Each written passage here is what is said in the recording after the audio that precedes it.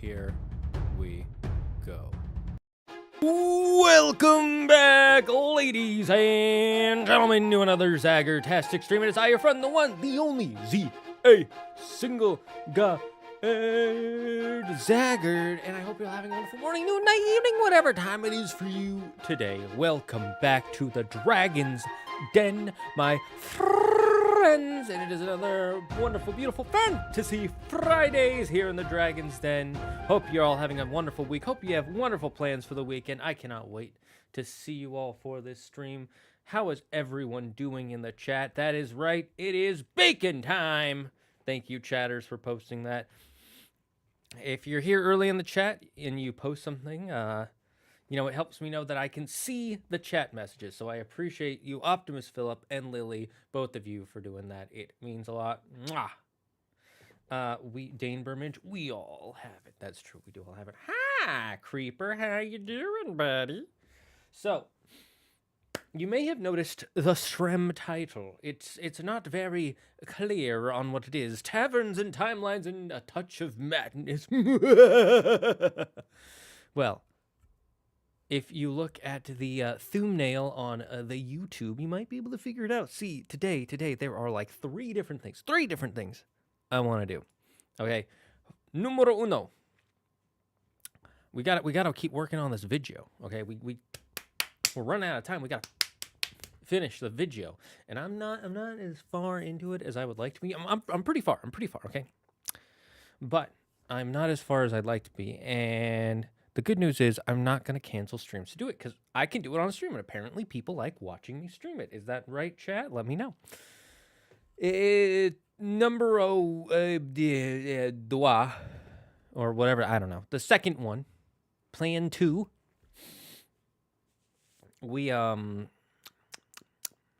I gotta do some more world building stuff. You know, we had that chapel of the aquatic lich we worked on like a month ago, maybe 2 months ago, and we haven't touched it yet.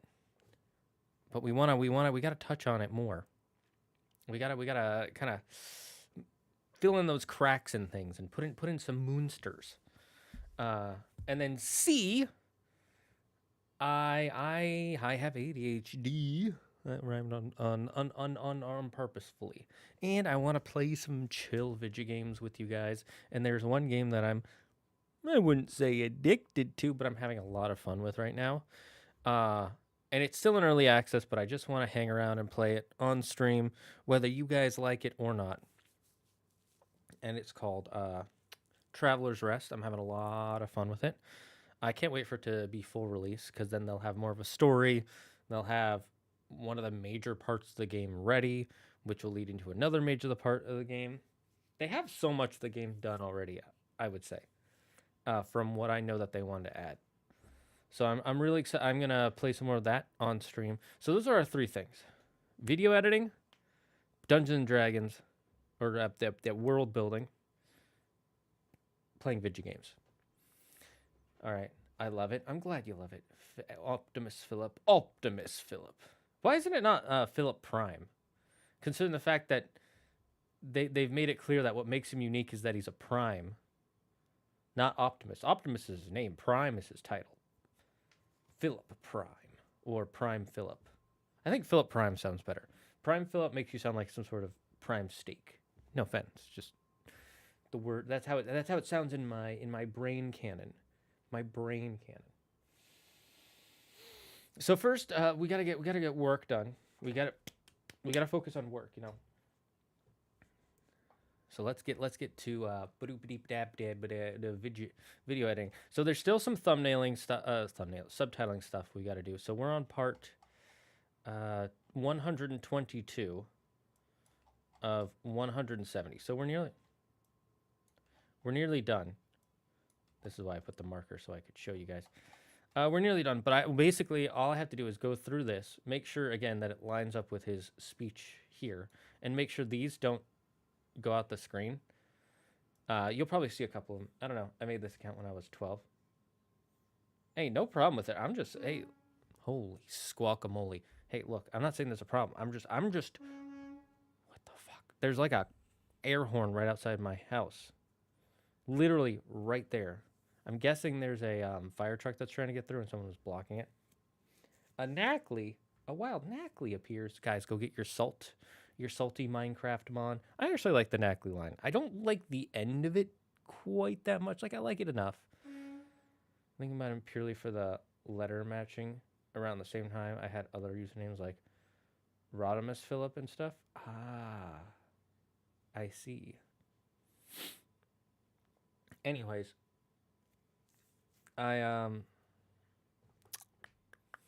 let's get into this. So there's a thing I have to do to be able to focus. And that is I have to play music. And playing music is one of the best ways to hack your brain, especially to help you focus when you're studying or working on long-term projects. But here's the thing. Make sure you don't pick music that has lyrics, because then your brain will focus on the lyrics. It's just an intuitive thing we do. As humans, it's just how we are.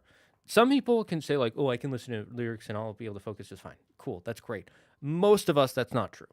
Most of us, you want something melodic that just has a constant rhythm or a beat that you can turn into background noise but keeps you focused. And the other thing is, the more you play a certain type of music with a certain type of action, the more that music creates a feedback loop in your brain. So for instance, there's probably a food out there that you have a really early memory with. And whenever you eat that food, you feel really good or really bad because of the memory you have with it. Like an example is yogurt. I don't like yogurt. It makes me sick. So whenever I think of yogurt, smell yogurt, look at yogurt, I get instantly nauseous because it makes me think of that. But when I think of mashed potatoes, I think of Thanksgiving and Christmas from when I was younger and how much I love that. So I always have positive feelings when I'm eating mashed potatoes. So I always have to play a specific type of music when I focus. And for the longest time, I played a playlist that, Zelda lo-fi. But unfortunately, a huge amount of the Zelda lo-fi tracks are copyrighted on YouTube. And I don't like that. I don't want to get in trouble for just playing, Zelda lo-fi music. I think it's dumb that it's copyrighted, but whatever. Someone made it. I get it. It's their work. Sure, whatever. So instead, I'm trying to transfer my brain to non-copyrighted music, or at least music that I don't think the bots will kill me. So I'm going to play the Zelda OST collection I found on Spotify. If this works, we're just going to keep using this one. If it doesn't work, I have a plan B that will cross that bridge when we get to it. So let's start my thinking music. This is some thinking man's music. Let me know if it's too quiet. Okay, it's a little quiet for me.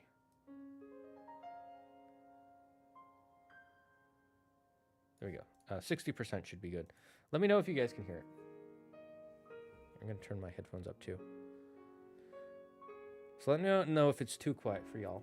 I have my headphones, so my computer volume at 50, but I have the volume of the Spotify routing through my computer at 60%. So I'm at 50% of overall volume, 60% of just the music. It is a very hot day. How are you? It's a decently warm day for me, but not too hot. But I also live on the West Coast, and you live in Texas, America. I never thought of it that way. I don't listen to music while editing because I worry it'll drown out the audio I'm working with. I might have to consider that. Oh, if it's drowning out the music, if you're worried about it drowning out, here's what you do. You start the music loud, right? And you play the audio. Here, I'll give you an example. I'll literally show you an example. So I'm going to turn this all the way up, right? And then, oops, I don't want to do that. Think it's a reference to so you can probably tell right now that you can barely hear Andrew. Think it's a reference. So then what you do is you go back to, you play it. Come to think of it, maybe that's what this tear is supposed to be, since he said he found it in a mirror. Just turn it down. Mirror is also said to be an alternate name for. Now, can you clearly hear Andrew while kind of hearing the music? But that's just a theory. A game theory. I can hear him okay, but this is a little loud for me, so I'm going to turn this down just a bit more. Let me know if you guys can still hear it. Right? So then what you do is you keep turning it down till it's a volume where you can hear it, but you can hear the editing more. So then it just becomes background noise. And then it's like white noise that plays. And eventually your brain is going to connect playing this music with doing work.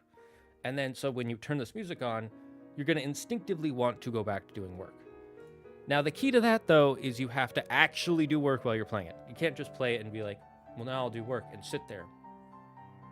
You have to actually do work while you're listening. So I do a lot of stuff while I listen to this music. I do house chores, I edit, I work on D&D stuff. So my brain is like... Gnipa Helir is where Garm resides in Helheim, which is the case here. But it's See, this is one of the things of an editor. You gotta line these things. But it's described in the Edda as I can hear cave, it. I think so. Good. Which is not the case here. Plus, Garm's supposed to be near the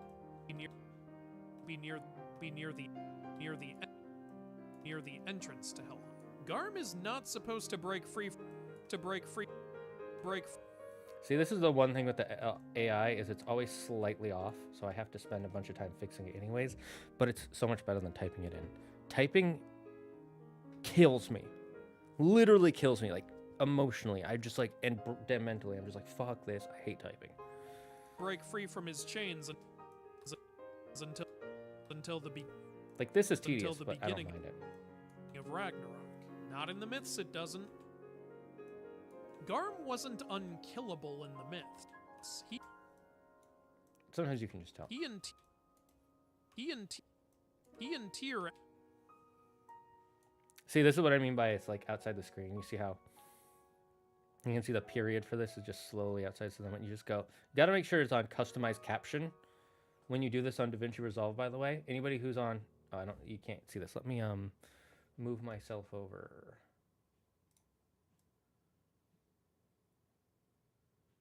Right, okay. There you go. You should be able to see it now. So anybody who's on DaVinci Resolve, when you're doing the editing, make sure you have customized caption clicked for all your captions, because otherwise what happens is when you edit one caption, it edits all the captions. I feel like this should be default on. Personally, that's just my opinion. But I guess nobody else has that opinion. I feel like every individual one should be a separate thing, just like it is for the rest of the tracks. But for some reason, subtitling track is like, no, that's not how it works. End up killing each other during Ragnarok. This little narrative twist is a clever. I'm gonna turn the music down just a little bit more.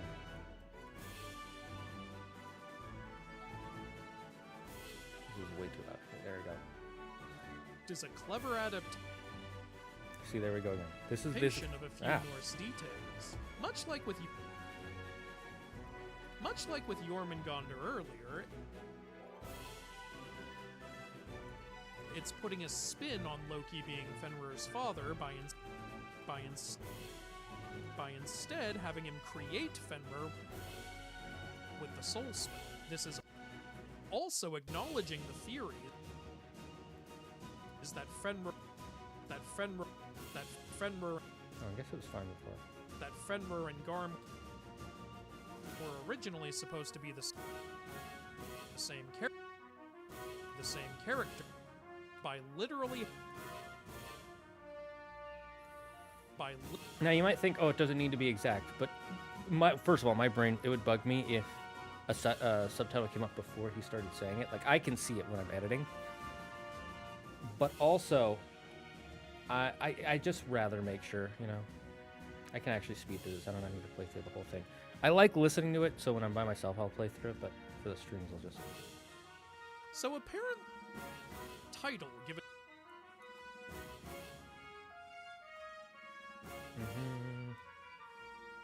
including races, including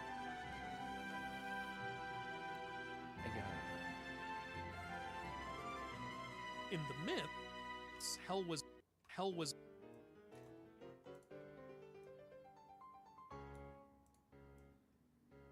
being the daughter. No, bad. If I feel like extra ADHD and like hyper, it's because I had coffee today. And I don't usually have coffee, but I was like so like, I don't know, I just wanted some coffee. I hope I don't crash out soon. If I do, I will try to figure out a way not to. Who is not present. Graceville, who sat at the part of the reason you might be wondering, like, how does he know? You can tell, I'm looking here and here at the same time. So you can tell he's starting a new statement here. So most likely he didn't start Race Velger. It was probably Race Velger, and then here is who. You can see the little dip if we like zoom in here. There you go. You can see where like it dips and then comes back up. So most likely this is where he ended the word eagle and then started the word who. Now with some, it's harder than others. Thankfully, one, I've been editing for Andrew for a long time.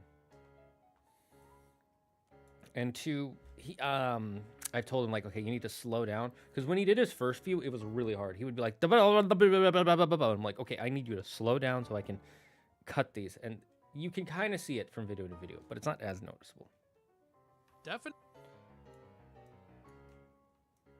Which is at the very.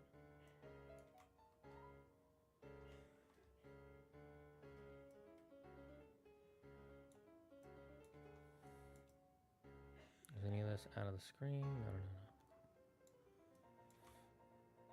So what does everybody have planned for the weekend? I want to know people's plans. Let me know. But the Norse refers to phrase refers to phrase.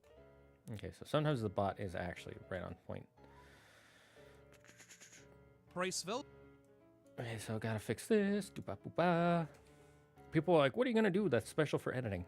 I'm gonna be honest. My editing is so basic. Everything I can do, you can do. I don't do anything special with my editing. One of the reasons Andrew hires me is because we're good friends. And I don't charge him that much. Like, I see what other people charge people. Like, I'm not saying I don't charge him nothing. He pays me fairly, in my opinion. And the longer the video, the more he will pay me. But I've seen some people where they're like, I will charge $90 per minute of video. I'm like, what the fuck? That's so much? So in what, like, 10 minutes of video, I'm paying $1,000? That's so much. And you've seen some of Andrew's videos. I would not charge him $1,000. One, because I know for him that where we live, that's like a month of rent. I don't need a month of rent per video. Two, I know he's not going to be making that much off of most of the videos because he doesn't get sponsorships on a lot. Work on car and hopefully editing a video. Ooh, what kind of car are you working on? And dude, I wish I could work. There's so many skills I wish I had, but instead of like being upset I don't have certain skills, I'm trying to learn to accept the skills I have and improve on those. Positioned. I want to get that puh when he goes positioned. I'll probably do some more editing of my own this weekend. I work part-time, so weekends mean very little to me. In fact, I have shifts on Sunday and Saturday and Sunday. If you don't mind me asking, where do you work? What's the, I know one of you, Optimus, you're the one who's doing the Avatar video, right? I apologize if I don't remember exactly who's doing the video, which video. And what are you editing, Mr. Texan, if you are willing to let us know? I promise I won't steal your idea. I have too many in here that I'm backed up on, so. Sif is... That was...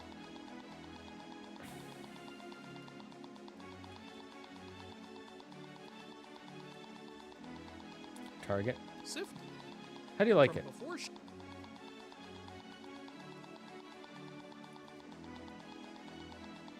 he's... But he's nowhere to... Early 2000s Nissan for car, a multi-person gaming video with me and my friends. Nice, nice, nice. Oh, it was Optimus doing the... Wait, did I say Texan was doing it? I thought I said Optimus was doing the Percy Jackson video. Did I not say that? Maybe I was looking at Optimus and then I asked Super Gaming Texan. So, because in my head I was like, the one with the pink name. That's who's doing the video, the Percy Jackson video. Because I remember, because Pink, Percy Jackson both start with P. What's the game you guys did? I don't do... I mean, I do live streams. I am doing a highlight of one of our games soon. I hope you guys will like it. A Fungus. Oh my god, Fungus is a broken... Its evolution of Mungus is one of the strongest competitive Pokemon. Target time. It's a little mindless, but my bosses are cool. That's good to know because working at Safeway, which is somewhat of a Target equivalent, is everybody I know who works at Safeway fucking hates it. Like legitimately, like this job is the worst. The mythic was to win a bet against. Okay, that's good. Same reason they. Nerp.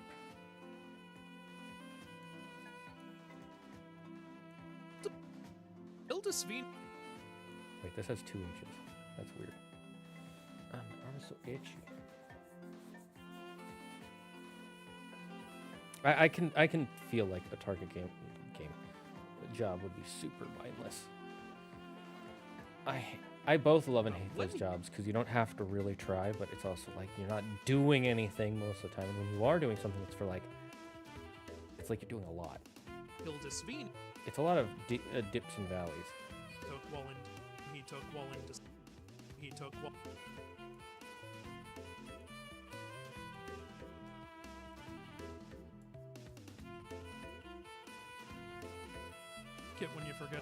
When you forget.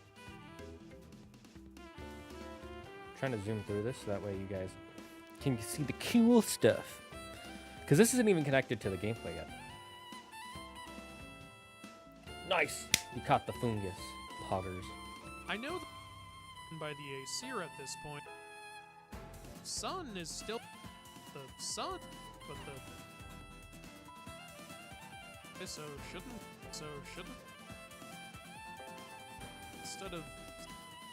Instead of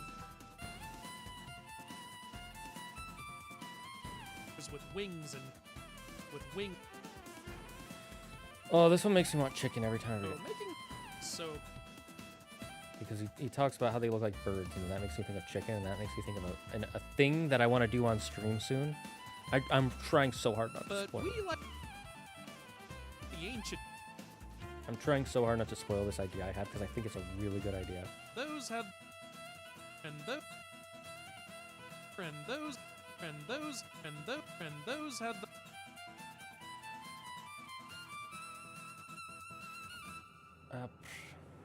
What's your opinion on Nintendo Switch 2 and the prices?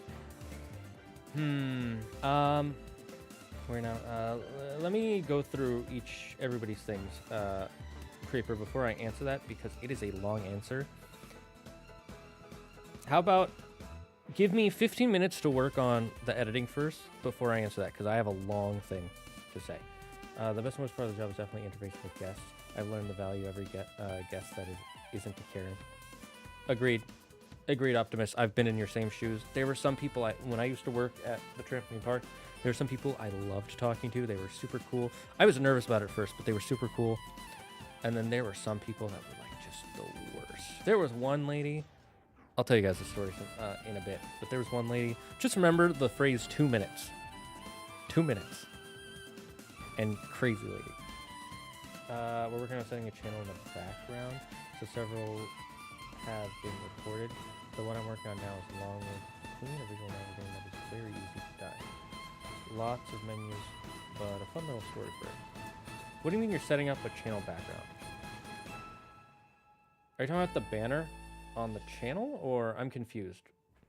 Because I'm gonna be honest, don't spend too much time worrying about a channel banner. It's not a bad thing for YouTube. It's just most people don't care about the banner.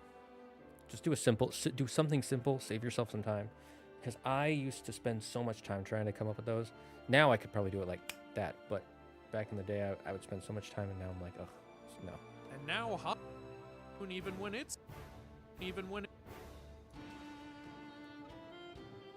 And I'm not saying that because I don't think you're. Plus the your move in the myths is because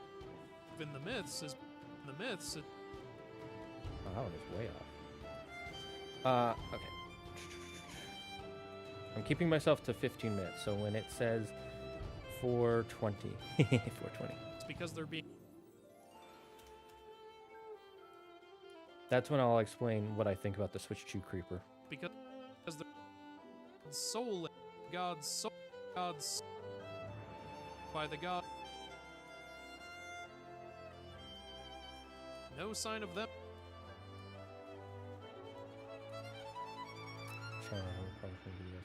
Trying to get 5 videos fully edited and release them all at once. I got that. Okay. Half agree, half disagree. I honestly think it is a really good idea to have 5 fully edited videos. Oh, so you don't mean background, you mean oh, what's the word? Library. You're trying to get a backup library ready. A library of videos. So on the one hand, yes, you should. I think it is a good idea to have 5 videos fully edited. I don't think it's a good idea to post them all at once. I think you should have them posted consistently for 2 reasons. One, you don't want to be the Netflix model of posting a bunch of stuff all at once does not help with continuous engagement. If you want continuous engagement, you want to do it weekly, because then it's like Saturday morning cartoons where it gets people to keep coming back, and it creates this feedback loop. And then because once they do it 3 times, they're hooked. It's very so you want to post them weekly. The second reason is when you post the first video, you now have 4 extra weeks to make and film and edit the next video that you can get ready like 3 weeks in advance or 4 weeks in advance if you're fast enough. So yes, having a bunch of stuff ready, good. Dumping it all at once, I think is actually a really bad idea. And I know MatPat says he does it, but the other thing is you have to remember MatPat has a huge team of people who can work on this stuff as their main job. I don't assume you guys are on that level yet. Or I'm going to assume you're not. Is the army of folk. Is the army.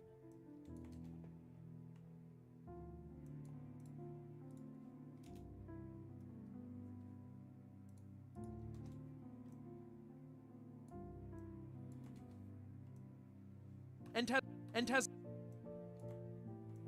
multiple times. I'm gonna add an exclamation point for this. No. Can you at kind of reason? Some kind.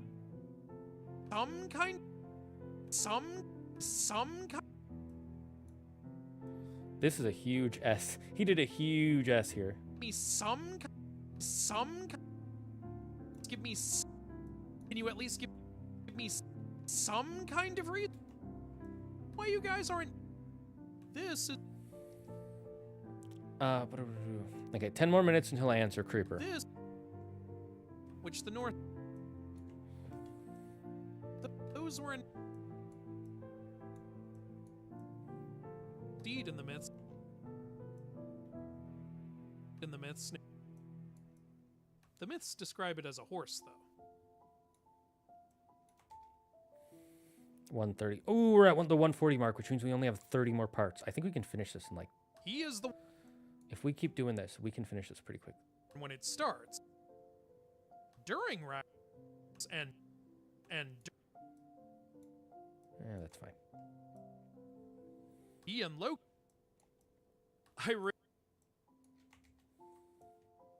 He included the fact that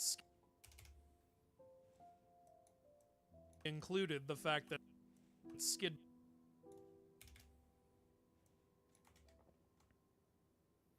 Heck, why did your message get deleted? Oh, was it too long? Yeah, it was too long. Sorry about that. The bot probably got mad at you. So be careful with that.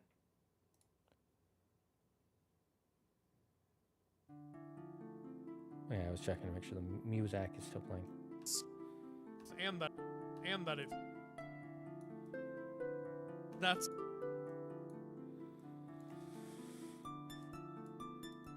However, though supposed to.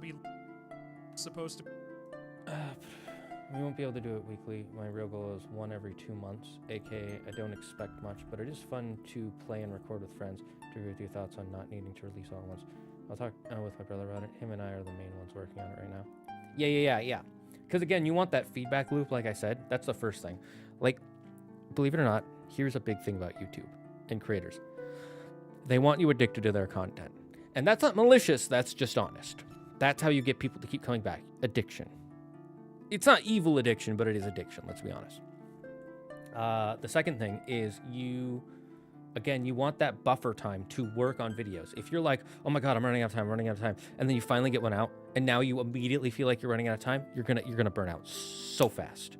You want to be able to work on things at a pleasant pace. That's why if you go on my TikTok and you look at my the videos that have some of the most views is my art challenge videos. There's a reason I got to 99 and stopped. I burned out.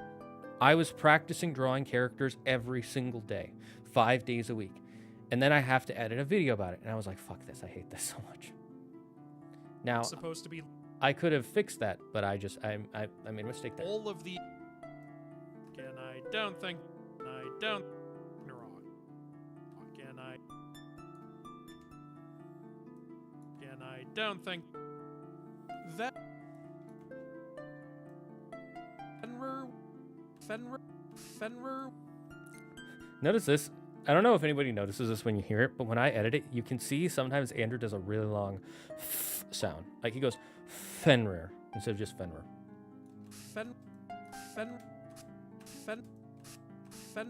Fenrir was captured, and there is. It's fine. It's a thing that every time I see it, I'm like, man, you're such a snake sometimes. Not like a shady person. Tier ever. But I mean, literally, he's like a snake. Ever getting it. He is usually. That being said, I love editing his videos. It's really fun.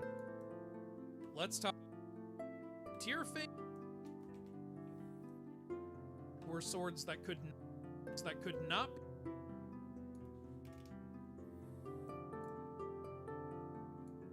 That could not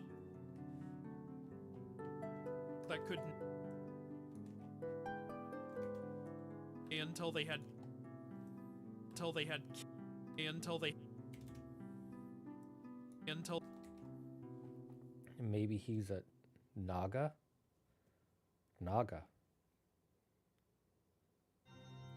The snake thing? Oh, that makes sense. What about just 2 videos? That way I still have something to watch us to after the first. Explain, what do you mean by just 2? Like posting 2 videos up right away? You can do it. It's not a bad idea. I'm just saying this is why I would hesitate to do it. Or I should say it's why I don't think it's a great idea. But if you have a plan for it, it's not a bad idea. It's really, you guys decide it. Take my feedback. You talk amongst yourselves. You decide your plan. Don't just listen to me or Matt, Pat, or any. Do what you think works, and then see if it works. And if it works, then you were right. If it doesn't work, that's when you got to shift focus. Until they had killed, which is, it was any wound. And any wound they... Which would mean that using...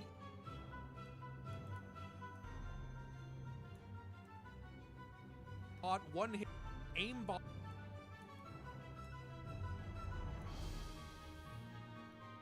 It's one of the swords that can't be drawn in a woman's presence. I know Andrew isn't here, but I remember that being a thing in Magnus Chase. Yes, that is correct. You know, you don't have to ask Andrew. I'm literally, like, I'm editing the video right here, and I know that's one of the things he says. Here, I think it's, But that's what the story... But that's what... I think I can even find it for you. Let me just move this so we don't lose our place. Where is it?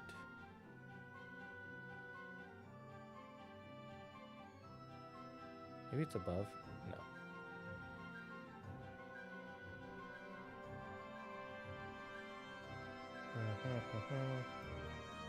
Let's talk about these sword hilts. Tyrfing and Dainsleif were swords that could not be put away until they had killed someone in battle, which is clearly not the case here.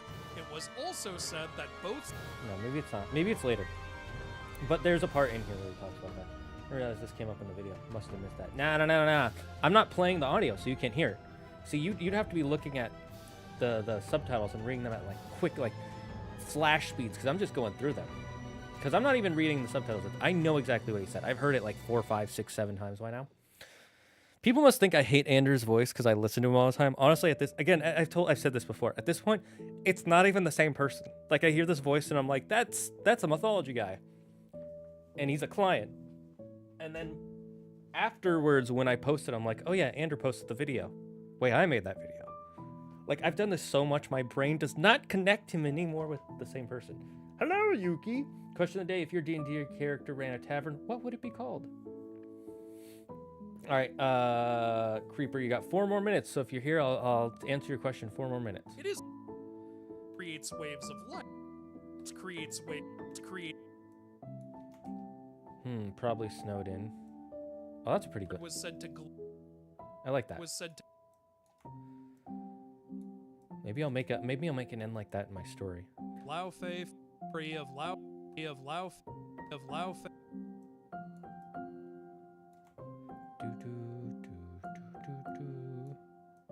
At least... Ah... It's a little not... Oh, we're at 144. Holy fuck, we're getting through this so fast. Throwing weapon... I know you guys are like, you've only gone through 4 parts. You don't understand. The last few days when I've been working on this, I've been doing it so slow in my head. In my head, it's been going by so slow, but when I see the progress... Weapons all harmlessly... Wait, did I miss one that was... No, I didn't. Okay. No, the Dragonair escaped. Big Sag. Weapons all... Weapons all... Oh, the weapons... No, the weapons all... Oh, the weapons... Oh, the weapons... Oh, the weapons all... Oh, the weapons all... I guess it's already at a good spot. That's... Rather than... My character will call it Curious Quandary. Ooh, interesting. Why that one? I know Yuki's because he's a snowman. A snowman. Not a snowman, a snowman. He was... Very important distinction. The same... Not the same... N6... N6... If we get to 50, before I have to answer your question, I'm going to be so happy. Was killed. I'm going to be proud of myself either way, but that... like, if I can get through 5 more parts in Okay, no, never mind. I'm not good. That tied down. You guys might not think this is important, but I hate. Look at how that's like right there. Fine. That's good enough. On a secluded island.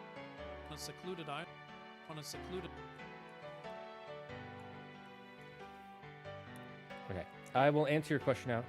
Indeed, my snowy disposition leads to snow puns. He is half elf who's interested in learning everything, skills, all of it.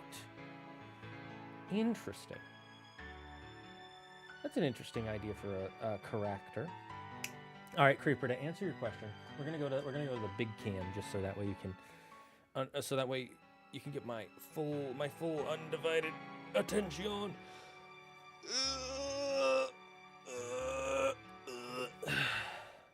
And I'm even gonna move to that. So to answer your question about the Switch 2 news is one, I knew the Switch 2 was coming. I knew basically everything we knew about the Switch 2 coming out beforehand because I've been following the leaks for the last like 2, 3, 4, 5 years, maybe even.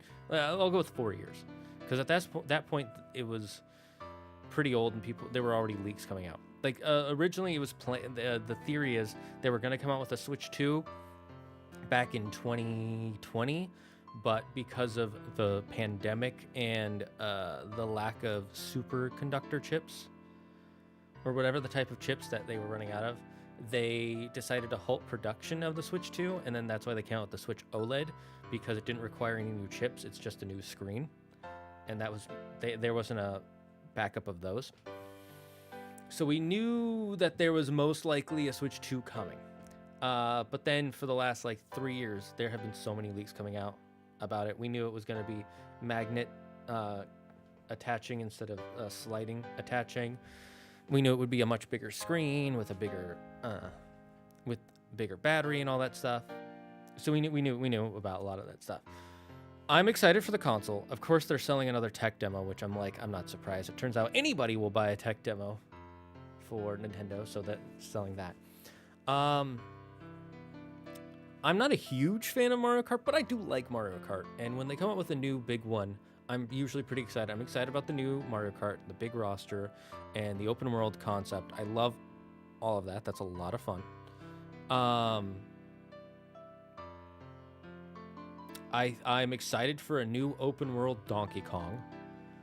I'm excited for there was something in my head that I was just thinking of. I'm excited for everything to be upscaled. I'm excited for the digital release versions of a lot of these new games that are basically HD ports. Some people are like, well, I gotta pay more money for it. Yeah, of course you gotta pay more money for it. It's an updated version of it. And it's not like you have to pay the full game price. It's gonna be expensive, I agree. Like it does suck a little bit, but it also makes sense. They're not just gonna give you a HD port for free. I'm excited for the GameCube version with the GameCube remake controller. I find that really entertaining and cool. At the same time, though, you gotta have that subscription, which I have the Nintendo Online subscription, which is nice. I'm not happy with some of the games being priced at $80 and $90. $70 was to be expected. I'm going to be honest. Everybody was expecting it to be $70. $80 and $90 I feel like is like really expensive. But if you do the math,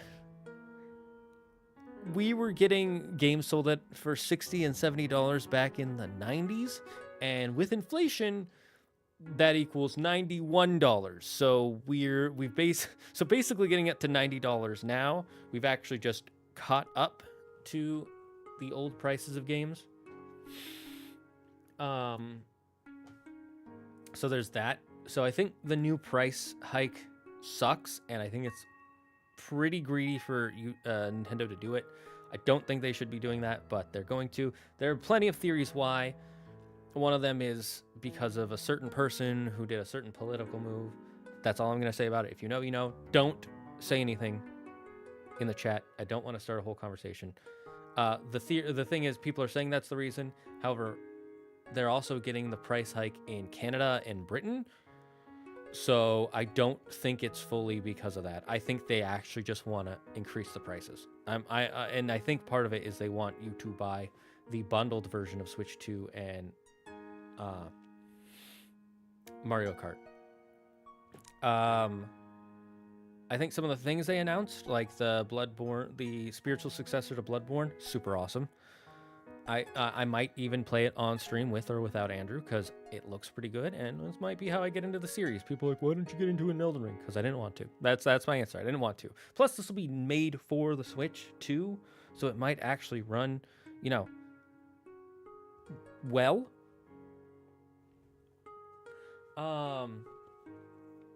Then there's also the fact that, let's see. I already talked about the HD ports stuff. I do like how for at least the Kirby game, I don't remember if they said it for any, but for the Kirby game, the port will also give you a new DLC, which is really nice. And for Tears of the Kingdom and Breath of the Wild, it will add a couple new quality of life updates. So that's neat. There was a final thing I wanted to say.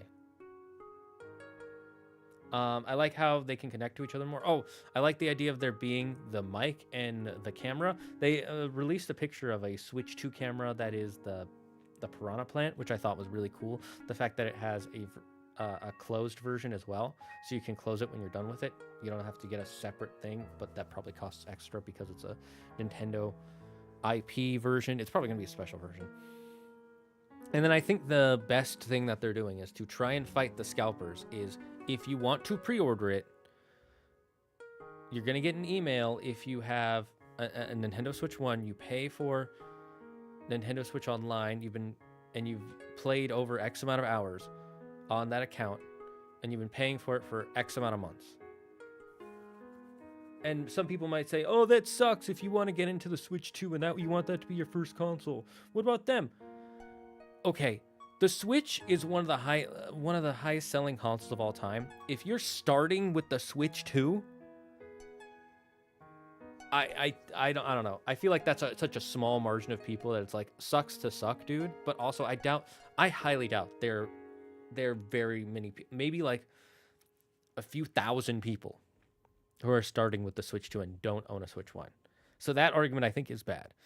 The argument of having to pay for Switch Online and to have had that as a prerequisite, some people might say, oh, that sucks because not everybody pays for it.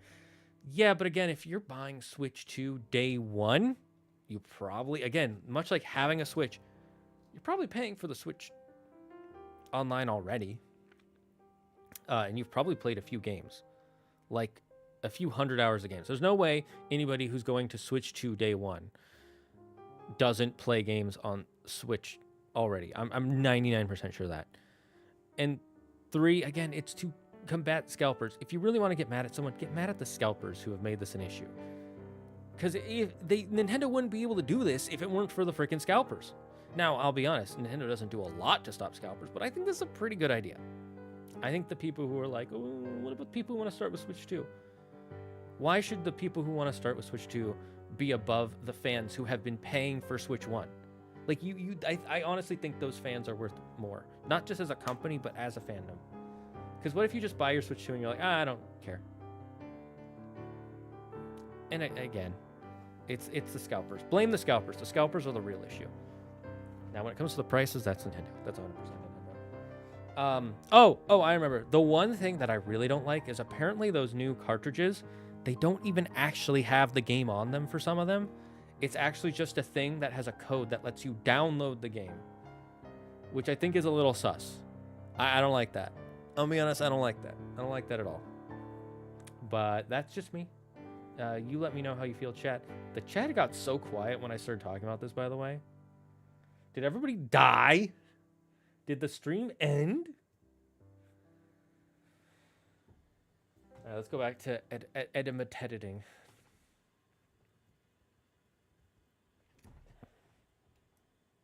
These are What is everybody else's thoughts on the Switch 2? the primordial, the earliest, the mere here in the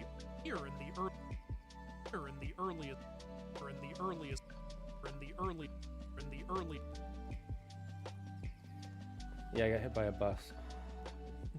Truck-chan, is that you? I'm pretty sure that key discs were already a thing in other consoles, but it sucked then and it's gonna suck on Switch. I'm alive. No. Well, the thing with the key discs is you still have a physical copy of the disc, and what happens is your console downloads the game from the disc, so that way it runs better. But if you delete it, that the data is still on the disc. From what I heard is that these new cartridges, it's not even that the data is on the disc. It's just a thing that lets them connect to the Switch, to the online shop for free and download it. And maybe that is what you're talking about, but I think it's stupid. But I agree with you. But I know you said it also sucks. And maybe this is wrong. Maybe someone's lying. But that's what I've heard, and I think it's bad. I'll wait till more games come out. Now, honestly, if I weren't a Nintendo fanboy, which I am 100% a Nintendo fanboy, I really am. I have to accept that. If I weren't, I wouldn't be buying it day one. I 100% were not buying it day one. I would wait probably 6 months to a year, because then a lot of the scalpers will be gone. There'll be more games out for it. I'm gonna be honest. I like Nintendo consoles. I've bought pretty much every Nintendo console since the GameCube day one, except for the Nintendo 2DS. That's the only one I didn't buy day one, and that's because I didn't need a 2DS. That's all. But that's a whole other thing. I'm not mad at that. Earliest day in the early, especially. What's your thoughts? What's everybody else's thoughts? Creeper, what are your thoughts? Especially since. That being said, I am hyped. Which was one of the. Which was one. Which was one. Which was. I'm still hyped for it. Like I said, I'm gonna buy it day one. But don't follow my lead. I'm addicted, man. I'm addicted to Nintendo. They could sell me like burnt cookies, and I'd freaking buy them. Then again, I don't hate burnt food like most people do. But that's another discussion. Thoughts on what's currently distracted by doing physics? We're talking about something important here. We're talking about games, Yuki. We're talking about games. The Switch 2. What are your thoughts on the Switch 2 and all the stuff that's mentioned? Never. And they made Zelda or gave us Twilight Princess HD port for Switch. I 100% get it. They're not going to give us a Twilight Princess port. I really don't think they are, because they already ported it. They already made it for the Wii U, and I'm going to be honest, Twilight Princess is not one of the most popular Zelda games. If they do, I will be so freaking surprised. I really will. I would be happy if they gave us another Twilight Princess port. I would play through that. Any Zelda port, I would be happy with. And honestly, I don't want to play Ocarina of Time HD. I want to play the original one. I love the look of the original one. Same with Majora's Mask. I know it's not as pretty, but like some of the assets, I love the way the wood looks and the metals look. They just feel more real to me. In the HD ones, they feel like clay. They still look good. I just like the other ones. I think it's cool, but better be able to run Cyberpunk 2077 on max settings. Dude, it'll be able to run it at like 10 frames per hour. Regardless of the games, it was inevitable. Yeah, I know it was inevitable, but it's just like, fuck, dude. Or does anything... Just because I expected it, but I don't like it. There's so much that... So much that could have been in a God of War games. Seeing as the greatest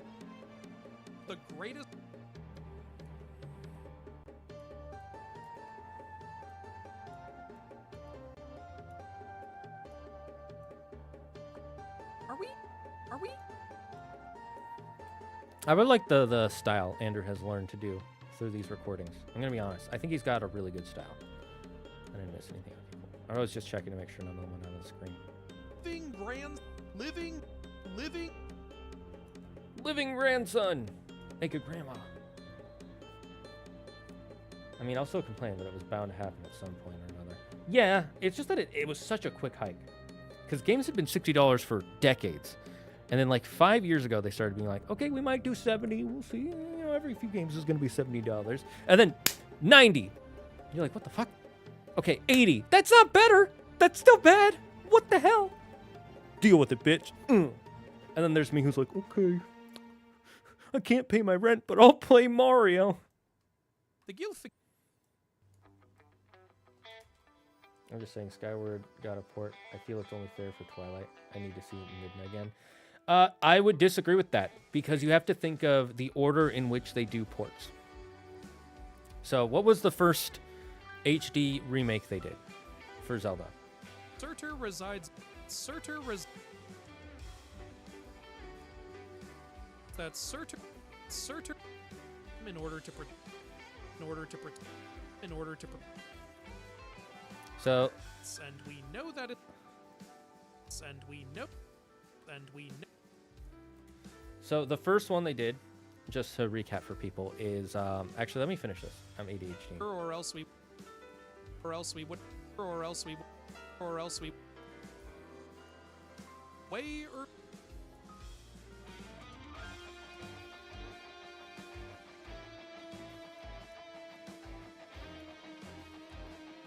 Is straight up.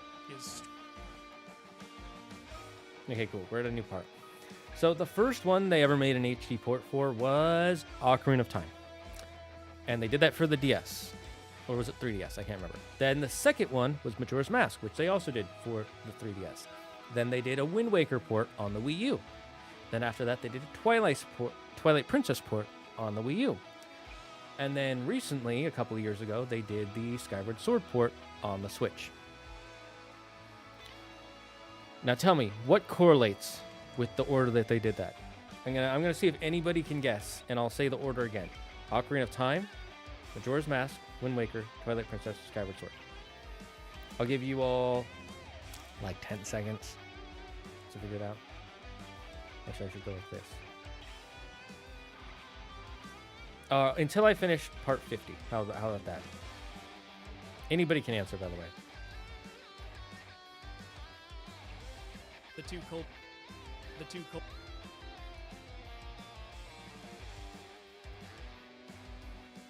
He was the primordial.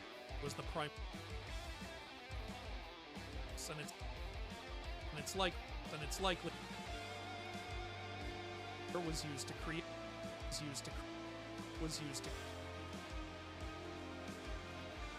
Release date. Yep. Demon Blade's got it. It's the release date order. It's release order. Ocarina of Time came out in 98. Majora's Mask came out in 99. 2002 was Wind Waker. 2006 was Twilight Princess. 2011 was Skyward Sword. So they're not going to go backwards and start doing HD. If they do, I will lose my freaking mind. That's the first thing. The second thing is Twilight Princess is probably the least popular in modern day of the ones that... No, actually, Skyward Sword is the least popular. But the Twilight Princess is right after that. I mean, it kind of depends on Zelda fan to Zelda fan. But for the most part, it's Ocarina of Time, Wind Waker, Majora's Mask, Twilight Princess, and Skyward Sword. Third is the they're currently focused on Breath of the Wild and Tears of the Kingdom. Those are their huge money makers right now. Everybody's like loving those games. So that one has a lot of hype around it still. So they're going to focus on updating that and making new games. Third, the last point I'm going to make is that I had it in my head and I lost it. A release date, order. I lost my last point. Mainly it's, while I would love a Twilight Princess, I would like a remake, an HD remake of any of them, or an HD port. Oh, the last point is, what is one of the big things that has to do with old consoles that they just brought up for Nintendo? It's the GameCube collection. They're currently focusing on GameCube related stuff. And while Twilight Princess is a GameCube game, it's also a Wii game. And if there's going to be something to do with Twilight Princess for the GameCube, or Twilight Princess for Switch 2, it's almost definitely 100% gonna be about it being on the GameCube store. So the most likely chance you'll get Twilight Princess related stuff is on the GameCube store for Switch 2. And I would honestly just wait for that.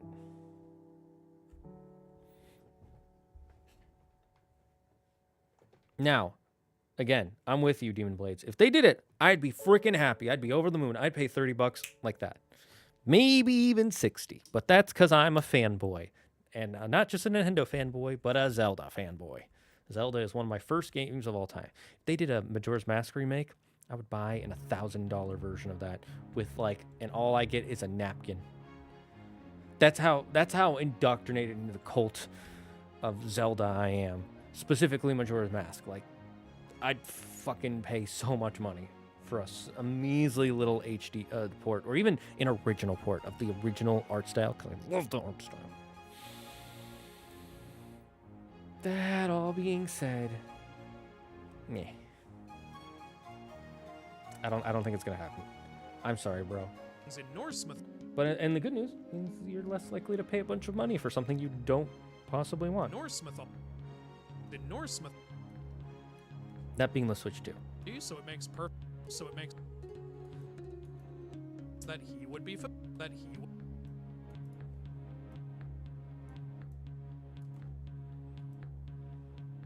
That he would. In Norse myth, Odin.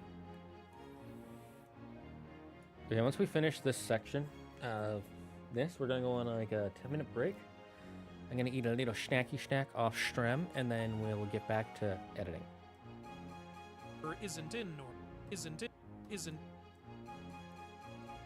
But there are involving witches. Involving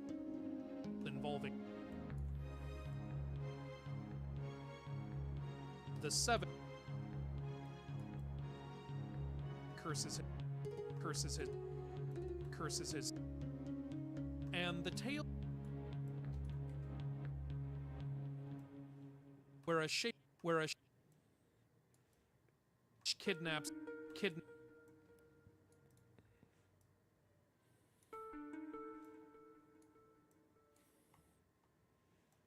Birds are bad, confirmed. But we're still other cattle.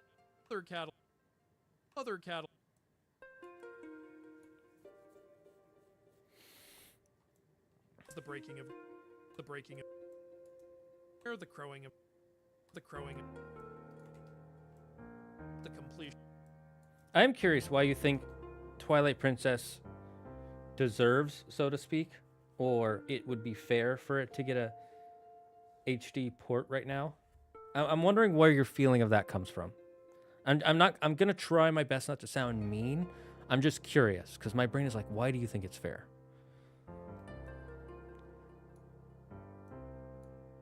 Or is it just you really want it? If that's the case, dude, I get it.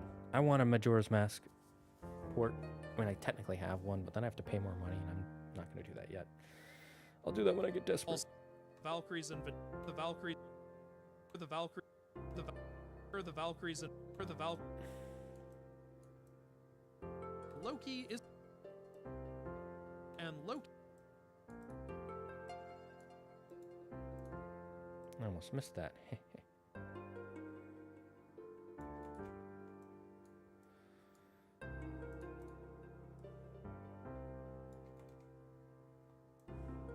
Ian's.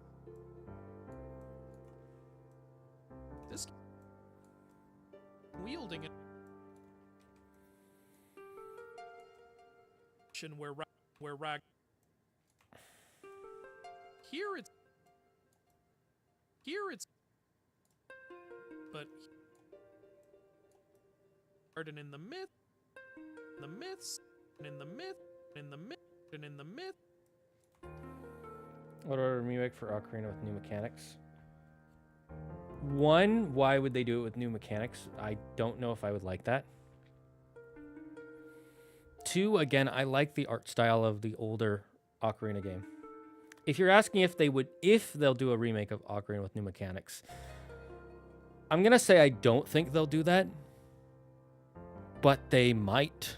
There's always a chance. Nintendo likes to, what's the word? Not optimize, but they like to create and change things. But I don't think they will. Ocarina is too beloved as a franchise, and a lot of OG Zelda fans are not going to want them to change the mechanics of Ocarina. They like the way it plays. And they already came out with an older, smaller game with Link's Awakening, and they didn't change the mechanics pretty much at all for that game. They just made them smoother. They buffed them out, so to speak. Are supposed to arrive. Are supposed skid.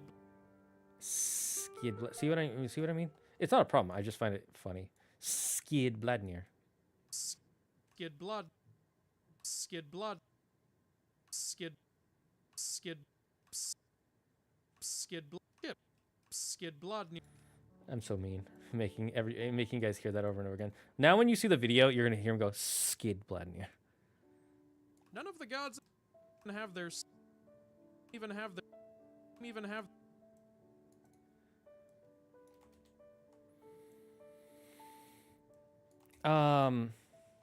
Yeah. Again, I don't think they'll do a remake of Ocarina. They're probably never gonna do a remake of Ocarina. An HD remake, maybe. An actual straight up remake, no. Being shown. If they do, then I better hope there better be a Majora's one right after, or I will lose my freaking shit. Thor doesn't. Quagsire. Freya doesn't have. And Freyr doesn't. Pillar based on bias law. It's my first game, and I loved how dark it was in comparison to other games besides Mask. Yeah. No, it is pretty dark compared to a lot of Zelda games. If Majora's Mask didn't exist, it would probably be one of the darkest ones in the series. I don't want to say the darkest because I don't remember the story of all of them, but it's pretty dark. Like, you're literally seeing dead people's souls, basically, when you're in the Twilight Realm. They're not actually dead, but, you know, they talk about death a lot more in that one than they do in most of them.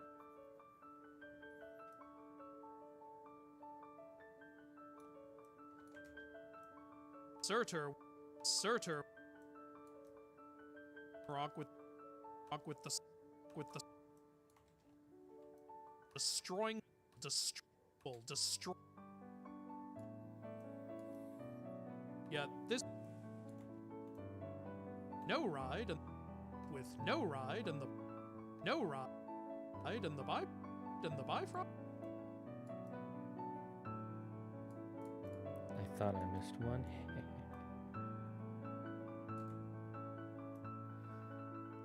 I'm probably going to still miss some anyways, because I always do.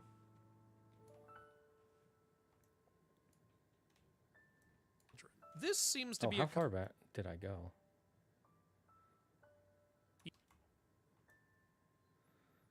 Ravens Hugh destroying the Bifrost. Also, I do think it gets downplayed in some aspects. Oh, I definitely agree with you. There are definitely people who hate on it for, I think, really dumb reasons. I get the feeling, but they act like it's really terrible. I don't think the Twilight Princess is terrible. Some people say it's the worst Zelda game, and I'm like, really? That one's the worst one to you? Why? And their reasons are always just like, it sucks. And I'm like, no. And then they'll be like, oh, the open world is so boring. There's nothing to do. And it's like, yeah, that's the same for Wind Waker. Like, sailing from one end to the other is boring as hell. And they're like, you can't say anything bad about Wind Waker. Wind Waker's the best. I'd suck Wind Waker's dick if I could. And it's like, okay, bro. Yeah, this Surtur and the Bifrost.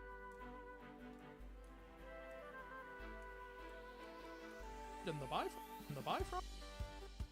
No ride, and the Bifrost is still around afterwards. Instead of Yorming.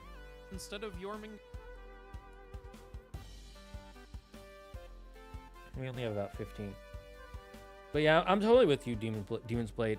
It deserves more love than it gets. But I don't think Nintendo will come out with an HD port. Not because they don't like it. They clearly still love it as a game. They're just prioritizing other things right now. And they're probably working on the next big Zelda game.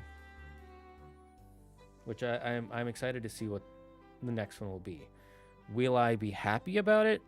Probably not, because it's probably going to go down the Breath of the Wild route again. And there are things I like about Breath of the Wild, but there are so many things I don't that make me just really frustrated with it. I mean, the next big Zelda game is going to be another Hyrule Warriors, and I don't really like the Hyrule Warriors series. I played the first one, and I was like, oh, this is fun. Don't think I'd play it again. And then I tried to play the second one. I was like, oh my god, this is so boring. So I watched a cutscene of it, and I was like, oh, that's cool, I guess. And now they're doing a third one. I'm like, no, please. I think Wind Waker was dark too. It had dark themes, like pretty much all Zelda games do, but I think by itself it's not that dark. It's very adventurous, though. Say, what was even the... Because all Zelda games are dark to a point, and I think... Didn't really lead... So, I don't think Wind Waker's really that dark. I think it has dark elements, but every Zelda has dark elements. I mean... They have zombies in pretty much every game, so... Nier is supposed to be full of missing it.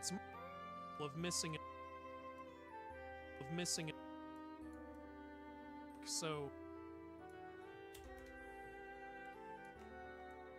it's able to keep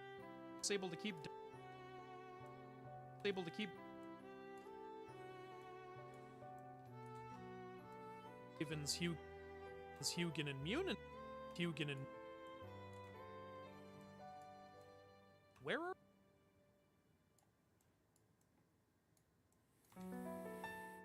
Oh, we're so close, chat. Tell me what makes you think that Wind Waker is dark? Because when you say Wind Waker is dark, it makes you sound like you're saying overall Wind Waker is dark, and I would disagree. But I'm curious what your reasons are. Odin is killed when he is eaten, not put in a, then smashed, and then smashed by, and then smashed, then smashed. Smash?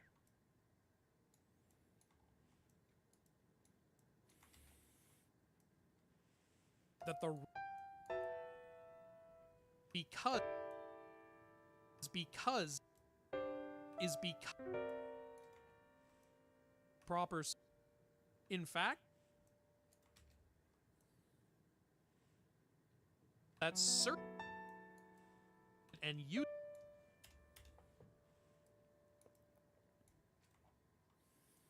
But he, Surtur still ends up. There's a Jacob Geller video about how every Zelda is the darkest Zelda. How every Zelda is the darkest Zelda. That sounds... Okay, that sounds like they're being facetious just for entertainment, which is totally fine, but like... Also... No. Everyone can't be the darkest one. Or do you mean how fans think of theirs as the darkest one? Claims are supposed to...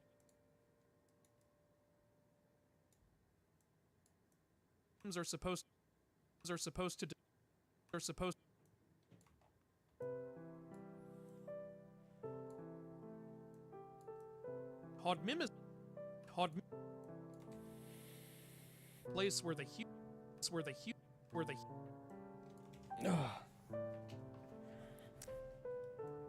Survived. Everyone else. Every.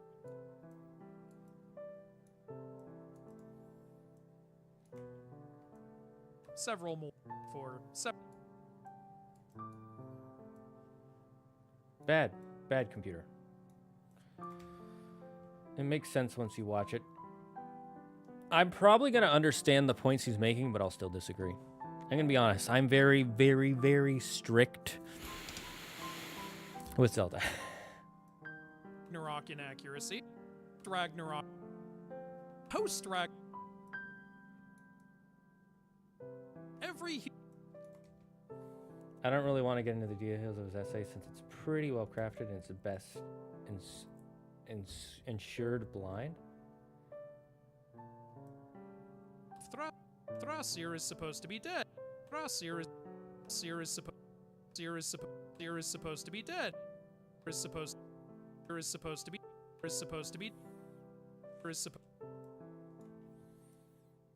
But there's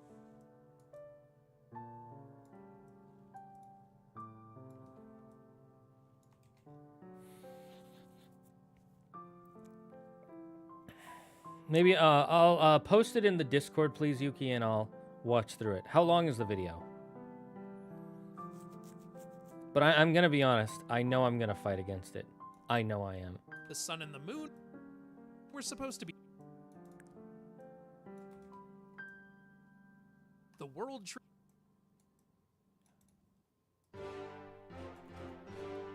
But we can still go back. But we can still... Enjoyed blind. Autocorrect is annoying. I had a feeling you were saying enjoyed. Fenrir.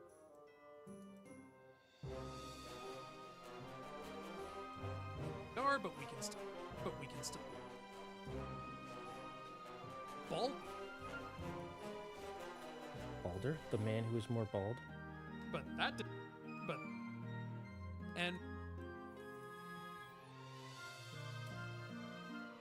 To me, the idea of the world being in the aftermath of a flood where most people didn't survive the survival is kind of dark, especially when you visit Hyrule Castle. Yes, that part of it is dark, but you have to think about how it's affecting people in the now. The history of the game is dark, agreed. But the current environment we play through in the game is not dark. Like, we go to all the towns, people are happy. Yeah, there are pirates. Some people have their daughters being kidnapped, but most people are fine. When I say a game is dark, I mean the atmosphere while you're playing it is dark. And the atmosphere through most of Wind Waker is not. For most of it, it is a happy, you are out on the open seas, it's a sunny day, people are just kind of hanging out. Most people don't really have that many troubles that they're worried about.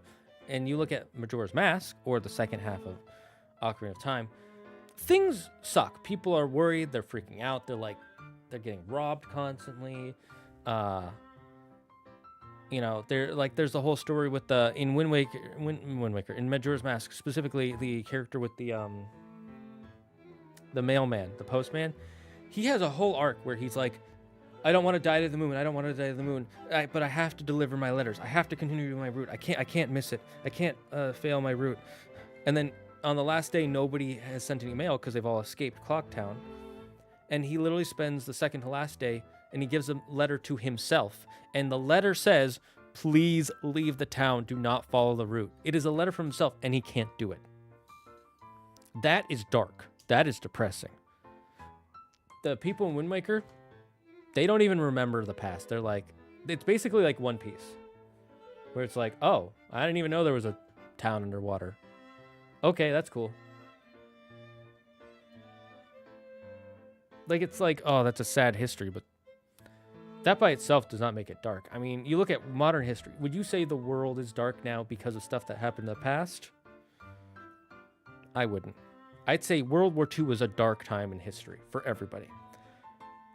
That does not make modern day dark. That's my best way of explaining it. Not this quick, but not. that Mule by Mac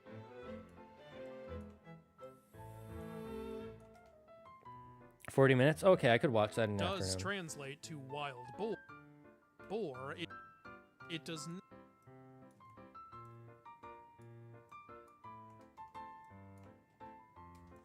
It was often a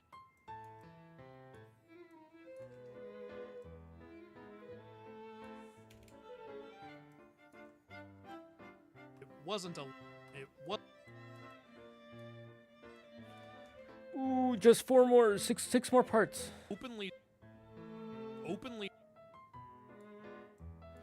Close enough. is a better musician than Braggy. Dude must have been Bodvar had the ability. Wow. Sometimes you don't even realize how people like make these sort of sounds like that. That's pretty neat. Into a bear.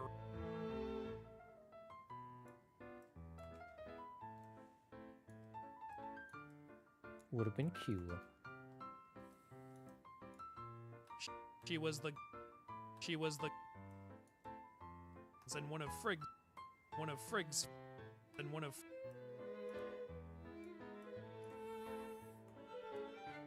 Speaking of where are the other with Lynn? Well, maybe goddess with ear the god wouldn't We're almost done with this part, chat. Once we're done with this part, we can start doing some of the fun stuff. But we're not going to do it today. flying horse. Supposed to have a flying horse. In fact, I think after this we might go into D&D world building because I really got to get a dungeon ready. And I got 2 weeks to do it.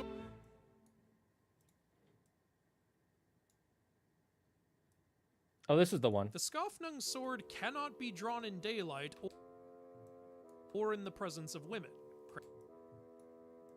Kratos just somehow broke both of those rules. Tyr does, as stated, he and Gar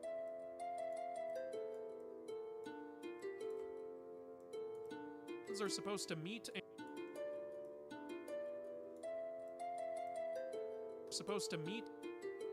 they're supposed to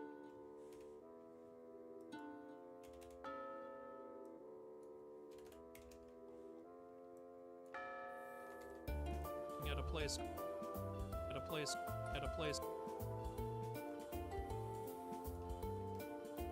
Okay. We got the subtitling done. Let's go! Okay, that's where we're going to pause for today for editing. Next, we'll be going to do... Where is it? We're going to work on this, the Chapel of the Aquatic Leech. But for now, I got to go... Oops. I clicked the raid thing by accident. We're going to go on a break. We'll be back after I get some snackages for the next, 10 minutes.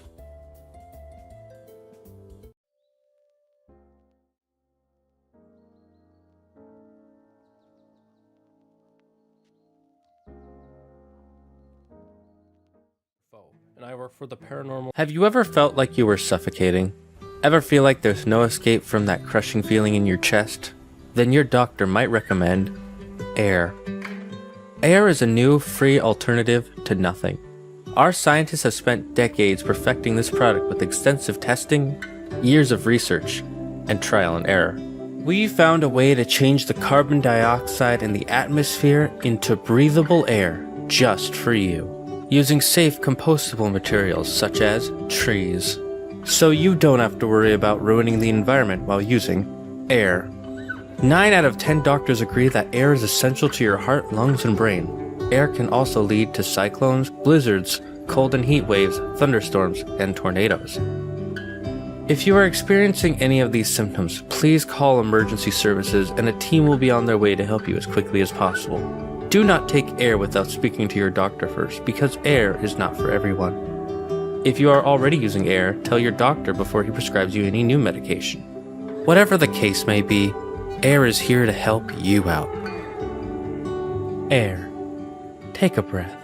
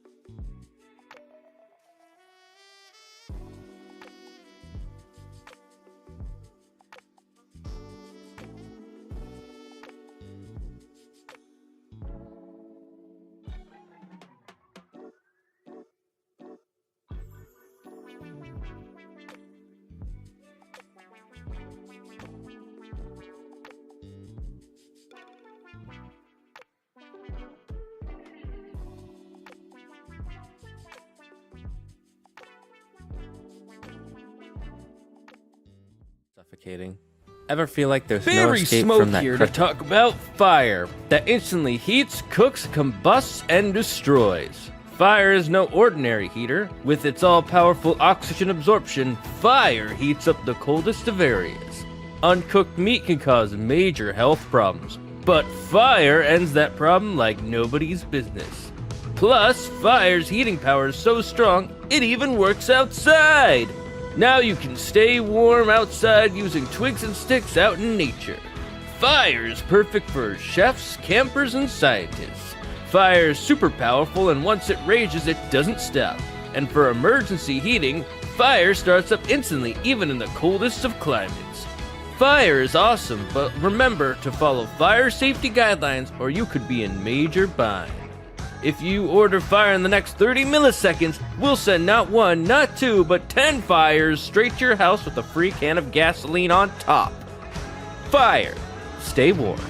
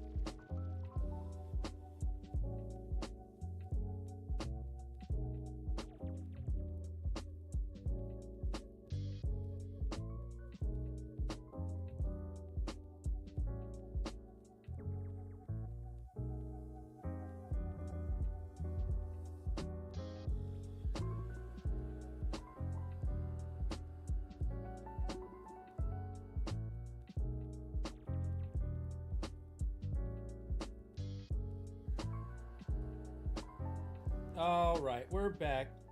Oh, someone wants to know. Weatherman. Arano ME? Is that Massachusetts? Orono, United States. Currently 45 degrees Fahrenheit. Feels like 38.8 degrees Fahrenheit. Partially cloudy. Wind is blowing from the northwest at 12.8 miles per hour with 49% humidity. Visibility at 9 miles. And air pressure 1222 H5. I always forget what that is. We've gone over it so many times. Welcome back from dinner. I just finished a snacky snack myself. I just realized my mic was not near my face, so you might not have heard any of that.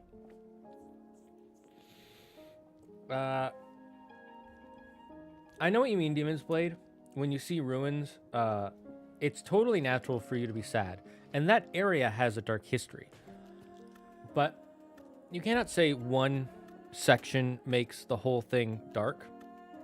Because again, when you say a game is dark, that implies the feeling of the game from beginning to end is dark.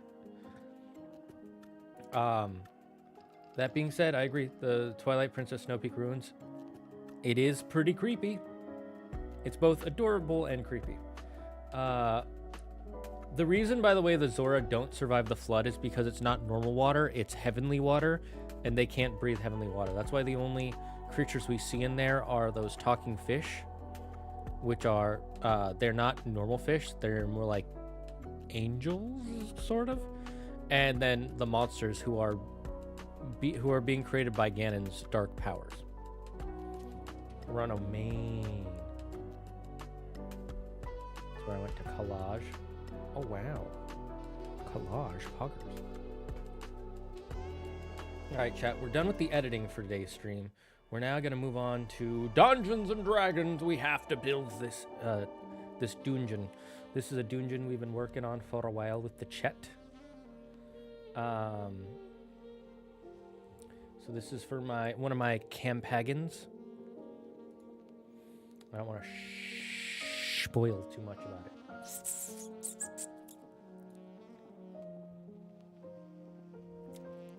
But it's the Chapel of the Aquatic Lich. So far what we have, a dungeon, a dungeon, a dungeon.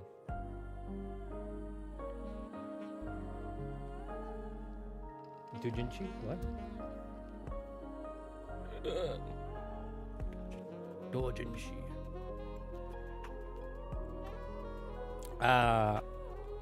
So we've got what it is, we've got some details about it. And I actually have a pacture. Let me see if I can pull up this pacture.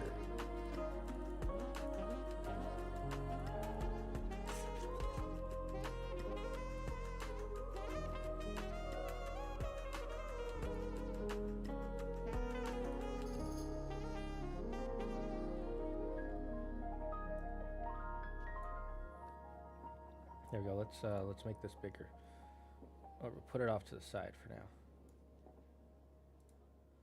So that's what this is more or less the layout of the map.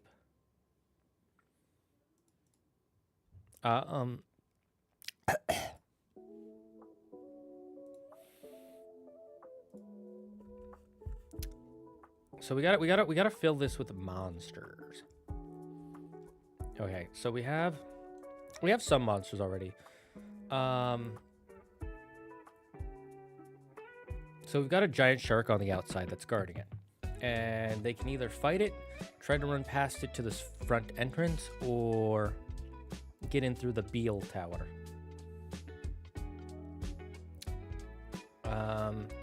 So we don't need to worry about the front entrance. The front entrance is good. The worship hall, where that's where the main entrance. We'll give our players a time to break, and I guess we'll add like... let's think of some things that we can add in. Well, we'll go to our good friend, Mr. ChatGPT, and just have it come up with a list of things. Give me a list of 10 things you would find in a worship hall in a temple in a D&D world. Let's see. So first, let's see, a divine icon or an idol. We'll just copy and paste this so that way you guys can see it. So divine icon or idol, maybe. Offering bowl, I like offering bowl, so let's do that. Sacred flame or ever, no. This is an underwater one. Prayer rugs or kneeling cushions, maybe. Chanting scrolls or hymn codex, yes, we'll do that. Definitely, I like the offering bowl and a hymn codex. Holy relic, no, we have that in a separate area. That's what they're hunting for. Podium or pulpit of the high voice, maybe. Ooh, a mosaic. Okay, I think we got our 3 things. We're gonna have chanting scrolls, offering bowl, and a mosaic. So those are 3 things that they'll run into, and we'll just leave that. I'll get rid of the details for now. We'll add our own details later. For now, we just want the items. See, this is how you use AI, by the way. You have it come up with a list of things, so that way you don't have to think, okay, what are all the different things? Now you have a list of things, and you can use them. I'm going to say offering bowl. I like offering bowl. We'll do the divine mosaic. No. Underwater glass stained window. I like that. Stained glass window. What am I saying? And we'll say there's a hymn codex, which has a bunch of prayers. So that's what they'll find in the worship hall. They'll get to have a little bit of a break there. They'll breathe, kind of get to feel the scenery of the place when they enter.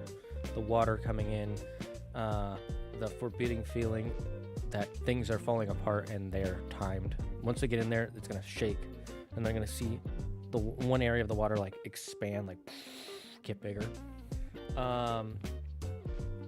When they get in the office, there are some grave robbers or bandits who have broken in and trying to steal the ancient tombs. Let's say they're...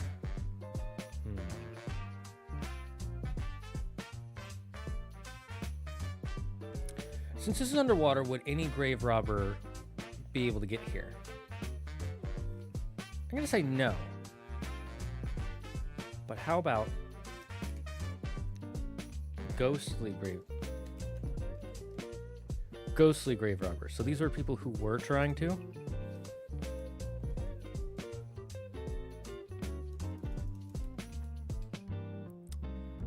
Trying to steal some ancient tomes. However, the main boss killed them,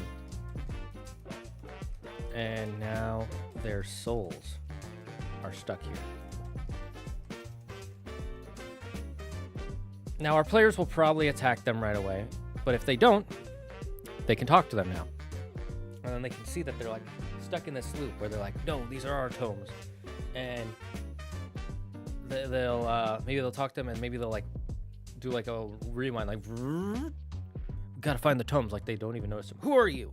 It's like we were just talking to you. And then maybe they'll see them keep returning, and they can either try and do like a holy spell to release their souls, or they can do like a demonic spell to condemn their souls.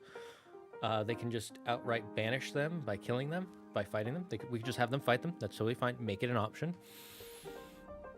Or the final one is they the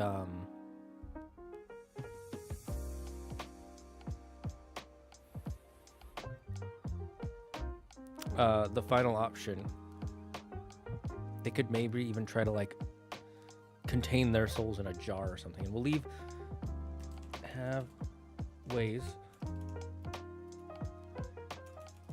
They are vulnerable to radiant and umbral damage, but resistant to physical damage.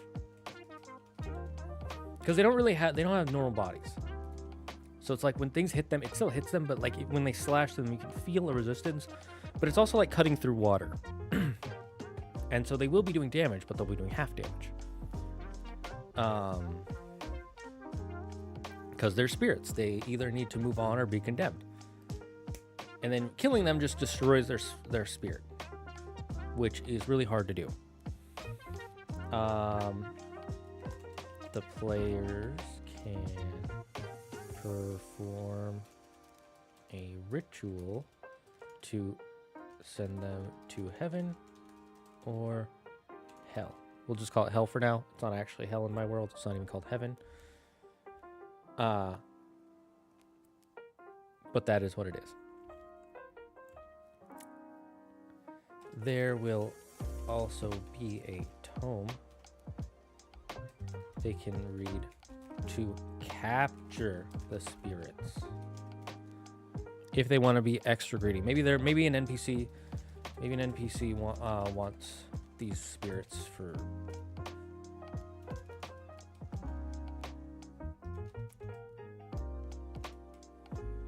that way they'll know going into it that you can capture spirits.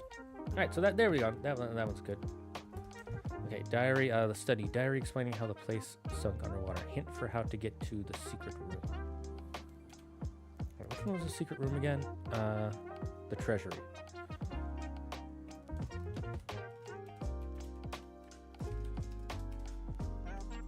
And we'll put secret. Right. Now we could add more bandits. How about we add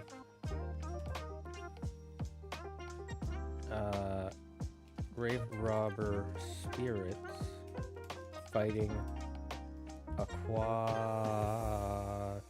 monster. Now, what kind of we could use a chul because we've already seen one, but I think we'll use a chul for later. Make that a harder creature that they have to fight. Let's see what kind of what D&D creatures exist in the water. By any chance, do I like Digimon? Do I like Digimon? Bro, you have no idea. I freaking love Digimon. Okay, my favorite Digimon probably is either Gallantmon or Omnimon. I love Guilmon play now. Guilmon? Yeah. And I'm Takato. Takato-man? No, I'm not a Digimon. Takato-man! Freaking love. I love Digimon. My favorite season is Tamers. Tamers is great. 10 out of 10. No notes. And then the original Digimon season, I love that one too. 10 out of 10. No notes. Season 2, really rough. Season 4, also really rough. Season 5, solid. 7 out of 10. Season 8, 6 out of 10. Season 8.5, 4 out of 10. Hype ending. Digimon Try. 5. I'm like 50-50 on it. Take it or leave it. Then what was the latest one? Oh yeah, Adventures Remake. Started out really liking it, and then I hated it. At a certain point, I was like, oh, I'm done. So yeah, I really like Digimon. I really like Digimon. I like the shows a lot. The games, I played them when I was younger, but I'm not in love with them. I tried to replay one of them later. I was like, oh, God, this is rough to replay. Digimon, it really sucks that Digimon has like no one really good Digimon game, in my opinion. That being said, if you play one of them all the way through, you'll probably become a fan of Digimon the series. You just won't be a fan of any of the games specifically. Unless you're, unless you like being in an abusive relationship. Okay, let's not do a dragon turtle. Let's not do a sea serpent. Let's not do a bronze dragon. A Sogwin, I guess we could do that. Merfolk, meh. Triton, nah. Nah.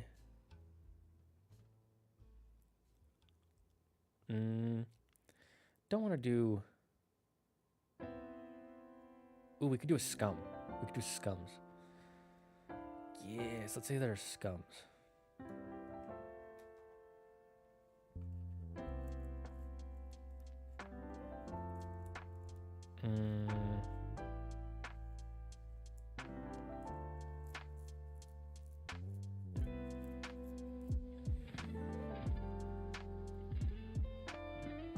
I'm trying to see. We're gonna go with scums. We're gonna say there's a scum. Fighting scum.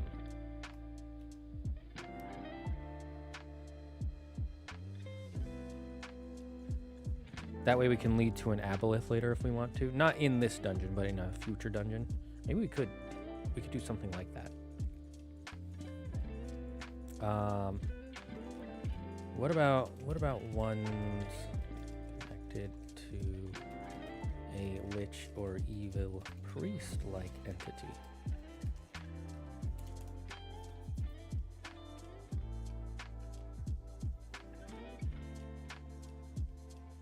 Maybe the sea spawn.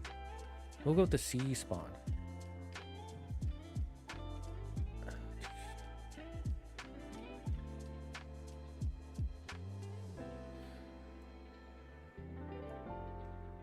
I like the sea spawn idea.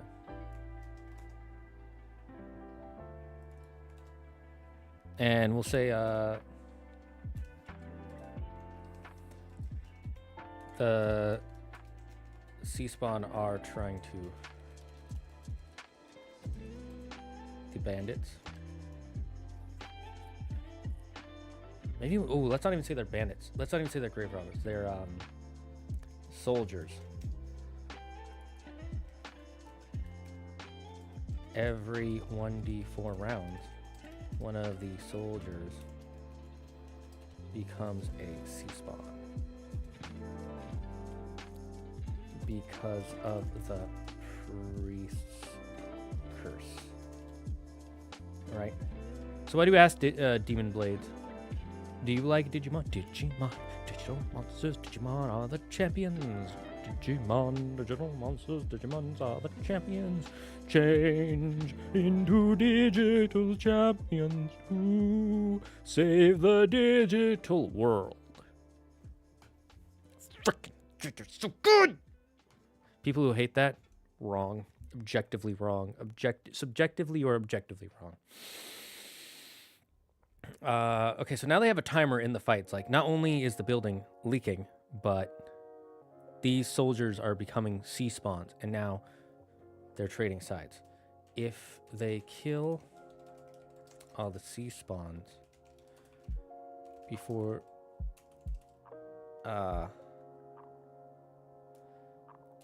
for each soldier spirit still alive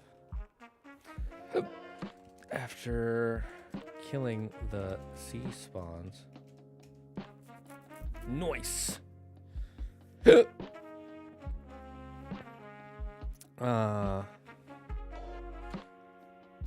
will get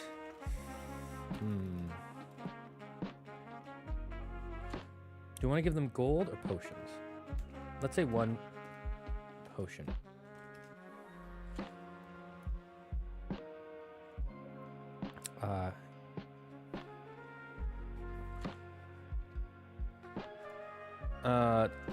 This ghost will be stronger than any of the other spirits.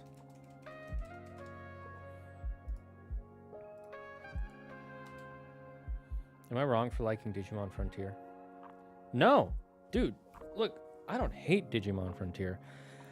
I just, like, honestly, when I first watched it, I thought the story was pretty cool, and I liked the idea of, like, the ancient Digimon, the humanoid Digimon versus the beast Digimon. That was pretty interesting, but I don't think they do the story very well. And the story also just randomly shifts at one point to a completely different story. And I have a problem with that. I don't think it's terrible by any means, but I was like, not a fan with that. It's the same problem they had with Digimon Season 2, where they had one idea for the first half, and then halfway through they came out with another idea, and they just kind of like smashed them together. Frontier did it a little bit better than 02, but not good in my opinion. That being said, it's not terrible TV. It's fun. I'm gonna also be honest, most of the characters are pretty forgettable. Like, I don't remember half of them. but that's just me.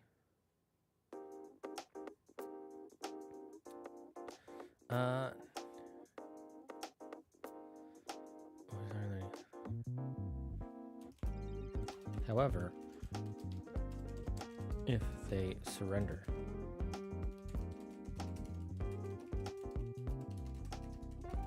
also throughout the room, you can find items to help with releasing or condemning her spirit.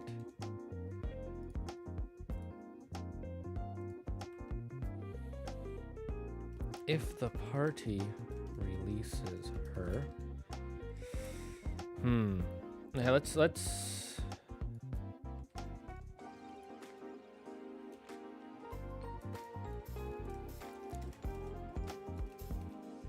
So what are some chat? What are some ideas? I like the idea of legendary heroes, but I do feel like it fell flat for the second half. But I still liked it overall. Yeah, I didn't hate it, but I was like, eh. I think Tamers was the best for sure. Yeah, I think everybody either loves Tamers or loves OG. And they're both really freaking good for different reasons. But I agree, Tamers was the best in my opinion. Like the coming of age story in it is so good. The way it builds into the it just gets darker and darker throughout the series. The idea of Digimon and Tamers being more connected. The only element of Tamers that I think was kind of bad, and they drop that plot line as they go throughout the stories, is the cards. The cards giving the Digimon power-ups after like the first 12 to 20 episodes just stops mattering. Like they kind of still do it, but also it just it's like whatever. After a while it's just like we're not doing that anymore. I liked the idea, but it also it was obviously because they wanted to sell their card game that was coming out. That they had, and then it did not sell, so they were like, okay, stop it, just sell the toys and the games. I love Guilmon. Guilmon, Digivolve 2, Growlmon, Digivolve 2, War Growlmon, Biomerge, Gallantmon is like the up to War Growlmon makes total sense.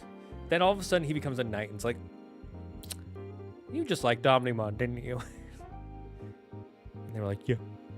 One of the things I loved about Data Savers is that they had all the Night Digimon. I freaking love that.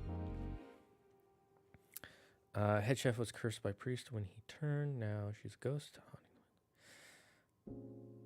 My goat was Beelzemon.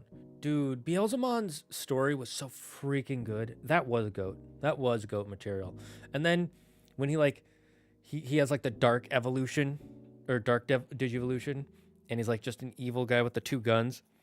And then when the little kid, he finally accepts his tamers, and he finally gets over his trauma, and they're like, we're sorry we ran you away.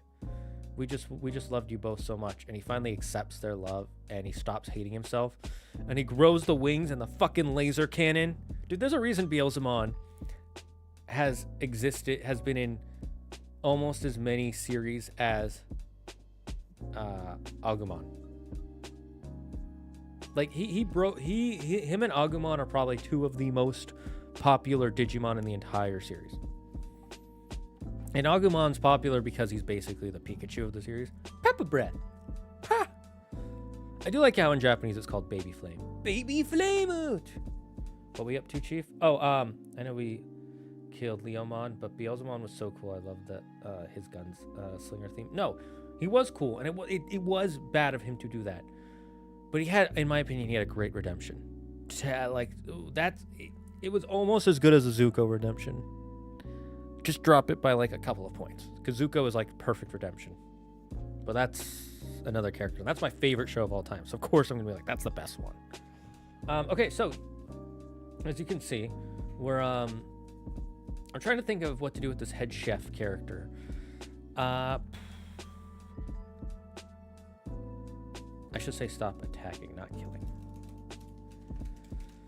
Let's see.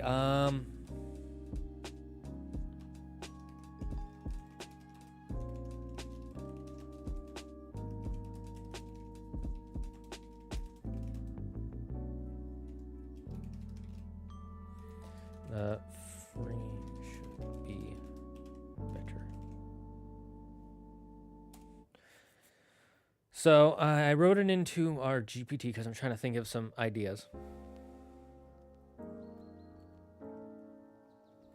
Ooh, okay. This actually has some neat ideas that I think people would like. I haven't gotten to Zuko's redemption yet. I was expecting it at the end of season 2, but then that rug got pulled out in a big way. You haven't seen Avatar? What? You're short-circuiting me, bro. My brain is... I can't believe you haven't seen it yet.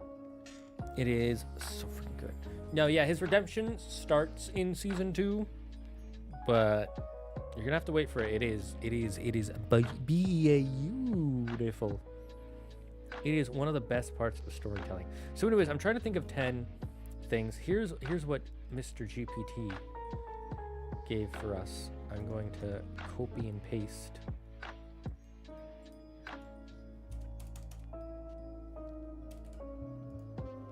the ideas.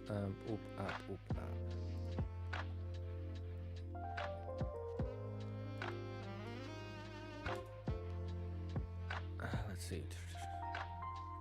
Okay, so if they do the merciful path, here's some ideas for stuff. So Chef's Blessing, a magic boon. Once per day, a player can prepare a meal that grants... No. I don't like that. Hauntingly sharp cleaver, magic weapon.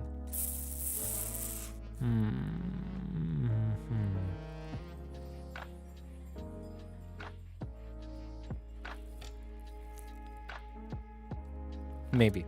Kitchen Spirits Cookbook, wondrous item at home that with recipes that grant magical effects. This one, maybe. Ghost Flame Lantern reveals invisible and ethereal creatures. No. Don't like that.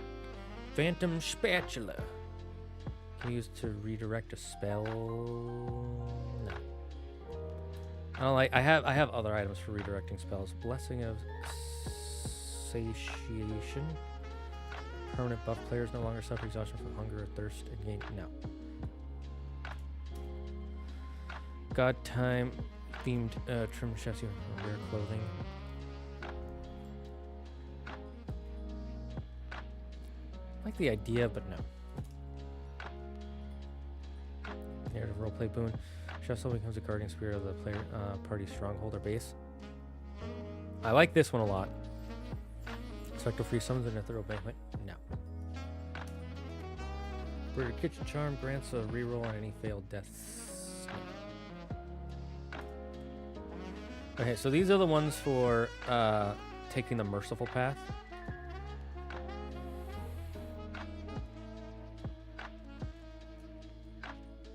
So here are the 3 that I ended up with.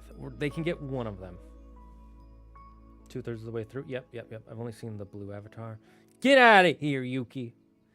Get out of here. Go watch Avatar: The Last Airbender immediately. And everything else you're doing and binge through it. I swear to God, if you don't, I will come after you with a small candle. You know what I'm saying now is because I short-circuited my friends' brains the same way. Alone. I got to episode 4 earlier than when Sokka learns to... Oh, the sword master. Where he ends... Did you get up to it, or did you finish it? Because that depends on the joke I'm about to... That changes what I'm about to say. So anyways, okay, so let's see. A magic cleaver that does plus... It's a +1 cleaver. Let me think what kind of characters I have in my games. Most of them wouldn't use a cleaver. I would actually maybe.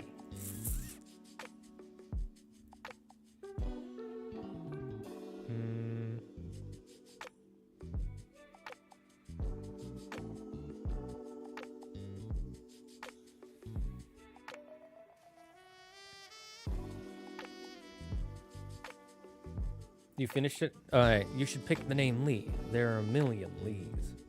You should definitely stream Digimon Cyber Sleuth. I'm gonna be 100% honest with you, Demon Blades. I tried to play Cyber Sleuth. I got past the tutorial, and then I stopped. I don't know. I didn't really like Cyber Sleuth. I didn't hate it. I just didn't care to continue.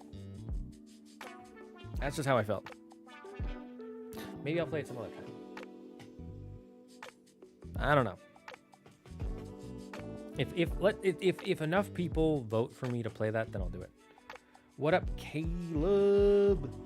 We are building a Dungeons and Dragons dungeon for anybody in my Looming Shadows campaign. So if you are in my Looming Shadows campaign, get out of here. I don't want you spoiled, but if you're not, stick around.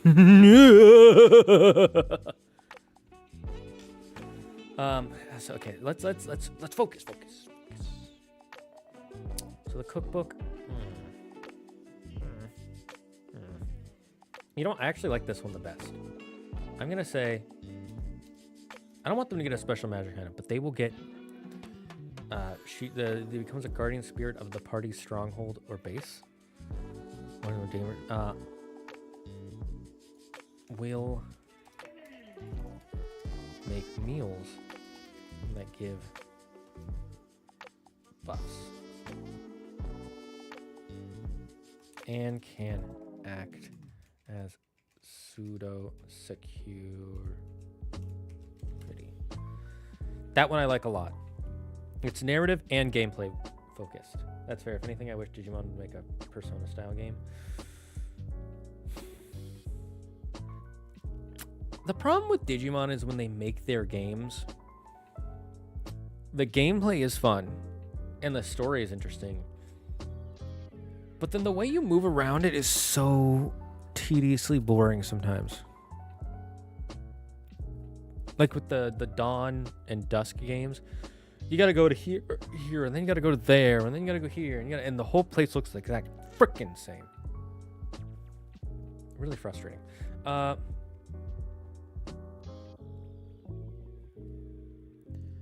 reward for...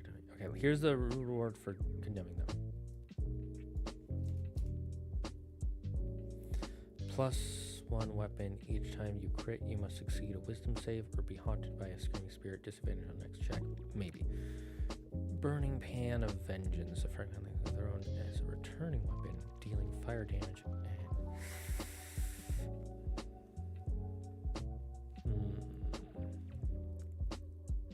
We actually already have someone who has a magic fork, so I'm going to say no magic weapons.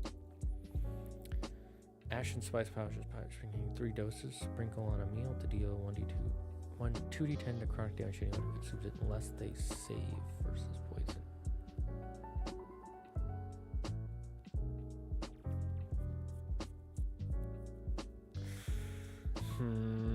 Not sure how often they'll be feeding people meals, but I like the idea of it being a consumable pouch. Can be used as a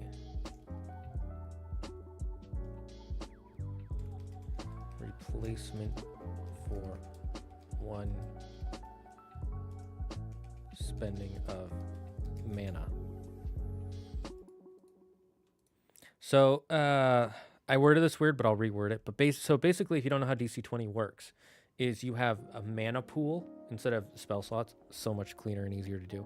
And then for cantrips and regular spells, depending on the level of the spell, it'll cost X amount of mana. So a level 1 spell costs 1 mana. And then you can also spend mana to upgrade a spell. So if it's a cantrip, which is a level 0 spell, which costs 0 mana, you can use 1 mana to now power up that cantrip to make it like a level 1 spell.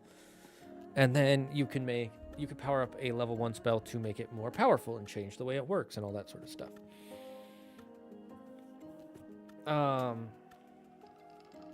So this one, it's an Ashen Spice Pouch, and I'm going to say it can be used as a replacement for 1 mana. This is D&D, right? Technically, it's a tabletop RPG. It is this one is specifically DC 20, which is made by the Dungeon Coach, who is a TTRPG YouTuber, and I like his system a lot, so we're playing it as he's making it. This is one of my 2 campaigns I'm running for it. This will be our session 3 for my main campaign, which is the Looming Shadow. Speaking of which, I run session 1 of the Crossfire and Cunning tomorrow.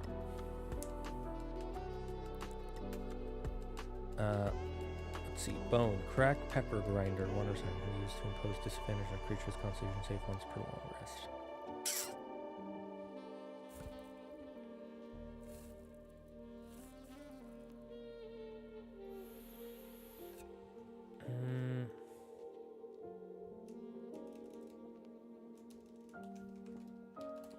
Used.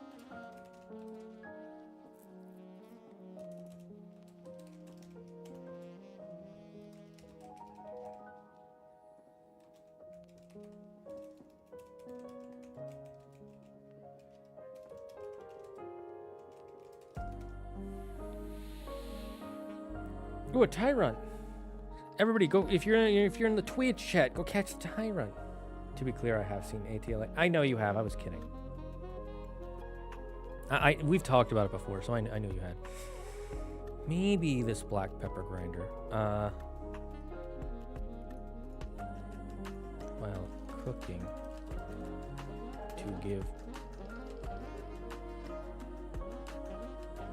a random effect. And we'll decide if let's see, jar of preserved screams.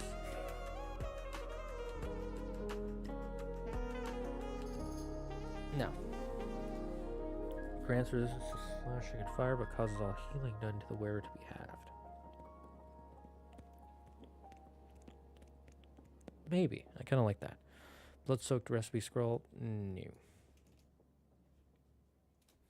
Sizzle the damn scroll. Nope.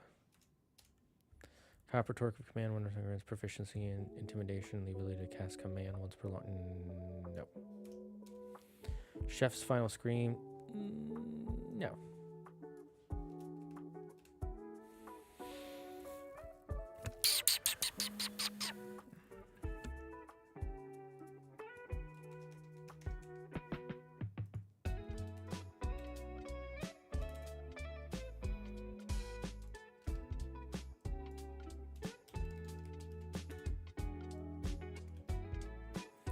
Okay, let's see. So I'm left with the stained apron, the bone cracked pepper grinder,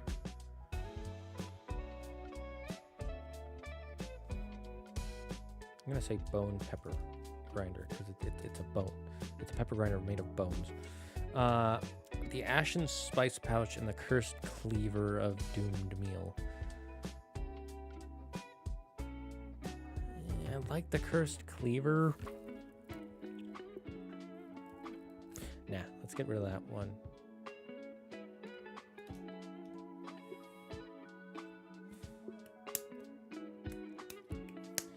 I like the ashen spice pouch. It's nice, but it's also temporary. That actually might be too strong, so I'm gonna get rid of that one. Chef stained apron.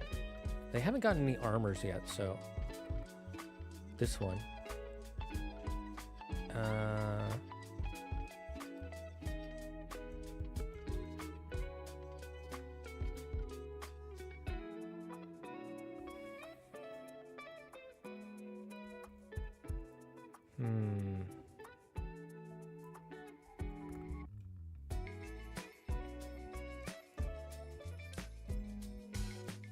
I'll say all outside healing.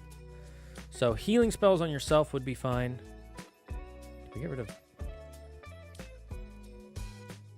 Yeah, I don't like the cooking one. I think I want to go with the armor. Yeah, okay, so now, if they save her soul, she will join their headquarters as their permanent chef slash sort of kind of pseudo security watchdog, right?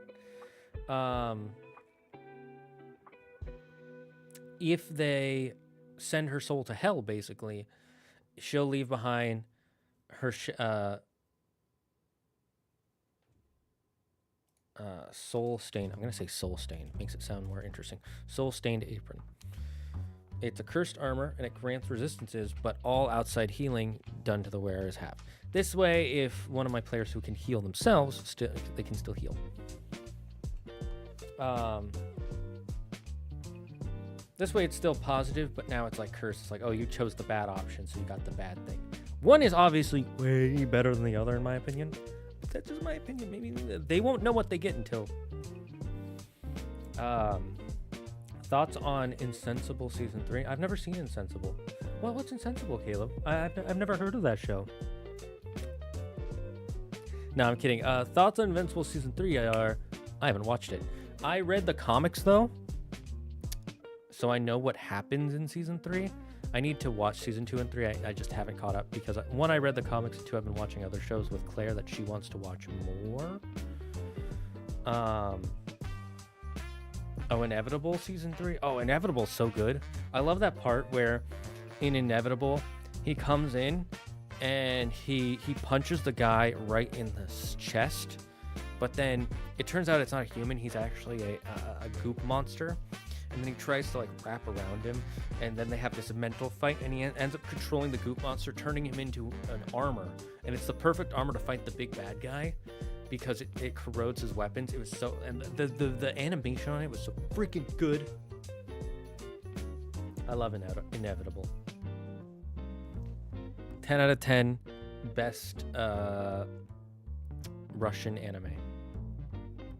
Honestly, I'd watch that. I know that actually sounds kind of fun.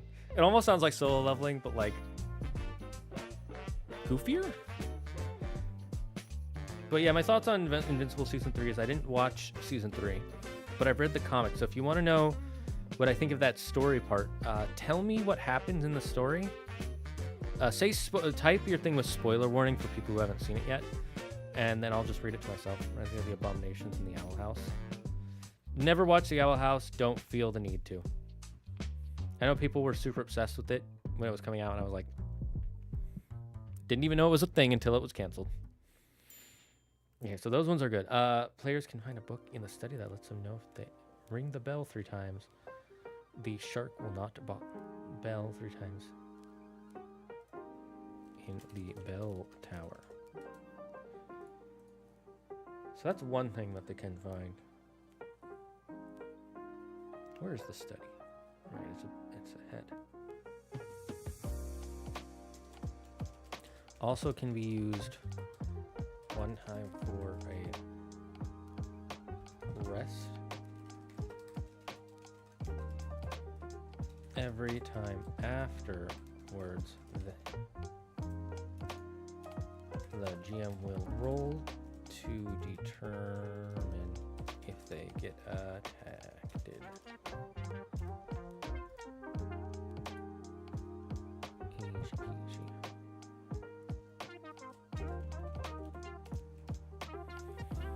Bedroom. The bedroom.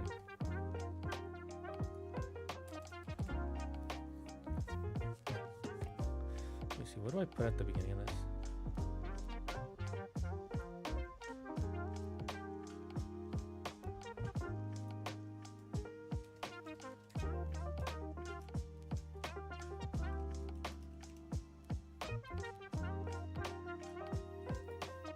I do that just so it stays connected. I like keeping my mind tree. I love how I build out my mind tree.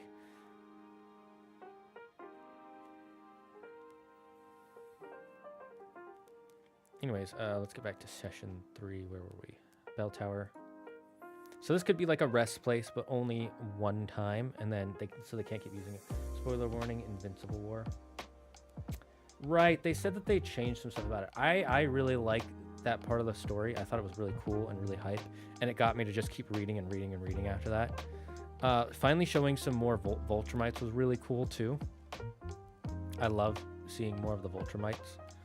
Showing how OP Adam Eve was really freaking awesome as well. Epic speech. A speech on almonds. Alright, let's go back to the main thing.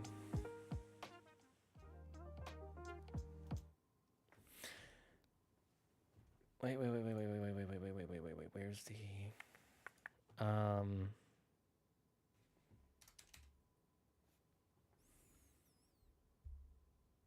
what's the type of microphone where people like shout through it called again?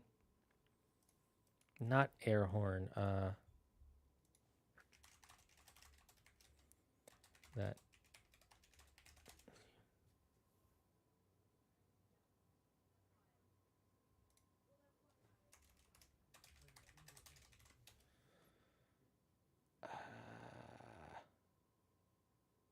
Mega horn. That's it.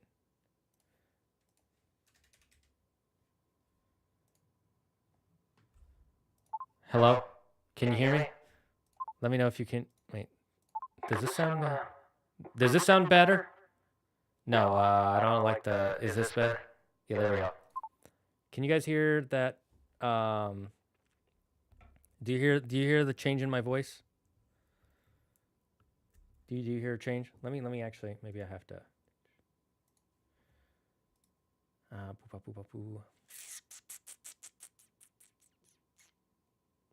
Where is it? Wavelength.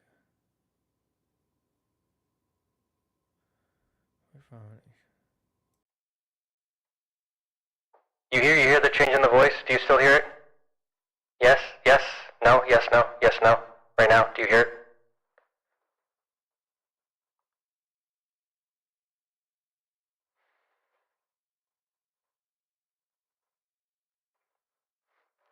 All right. Are you getting older? Is your body betraying you? Are you older than the age of 1? Then you need to eat almonds! Almonds are the greatest thing in the world. Without almonds, we'd all be dead. Almonds are rich in omega-3s. You know what omega-3s do? You know what they do? Well, first of all, they have the word omega in them. And there's not just 1, it's a 3 omega, so it's triple the omega. What's better than that, huh? You know what else has omega? Dark side omega laser beams. Now, they don't help with eyesight, but you know what they do help with? Joints. You know, sometimes your joints hurt. Have more almonds. Almonds will have omega-3s in them, which will give your joints the power to crush things like eggs. That's right. Get yourself some almonds. You know what else you could use almonds for? You could smash them up, put them in a blender, and make nut butter. Nut butter, which is a healthier alternative than regular butter. You could buy it at the store like a normie plebe, but you know what? Instead, you're gonna buy it like a genius. You're gonna buy the almonds themselves. You're gonna crush them in your hand because your hand joints are so much stronger because of the omega-3. Omega. Just remember, omega. It's not just regular omega, it's omega. The end of the world, you're gonna destroy everything with all that omega-3 you're getting because you're amazing, because you're getting the almonds. Buy almonds today. Now! Do it! Now! Not sponsored by almonds. How's that, Ukes?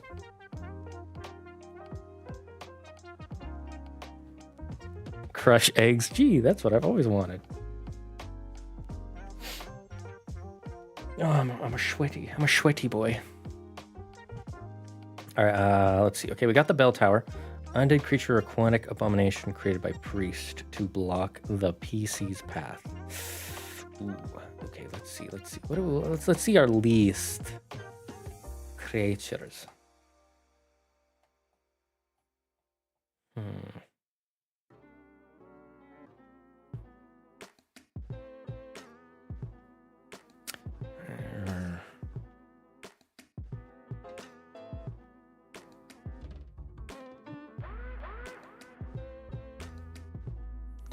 Let's say there's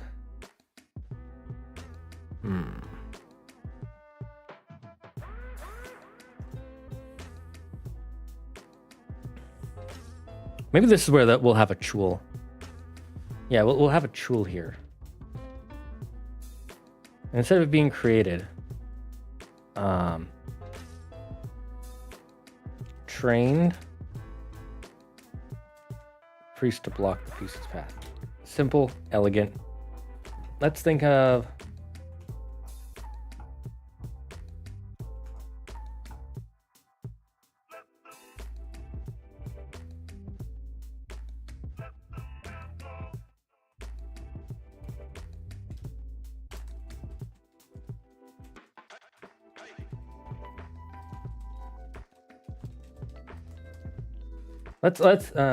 well, worth the scales. Hashtag non-spawn. Exactly, non-spawn.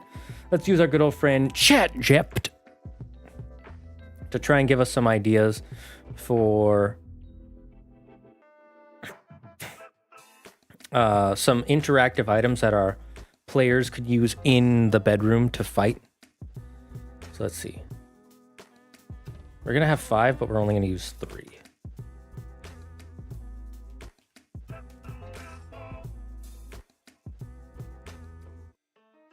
Let's start. Spilled alchemical bottles. Knocked over shelf leaks various alchemical fluids. Player can shove the chul into the puddle. On contact, it causes a random magical effect. Fire bursts, slippery ooze, or paralyzing agent. I'll go with the fiery burst.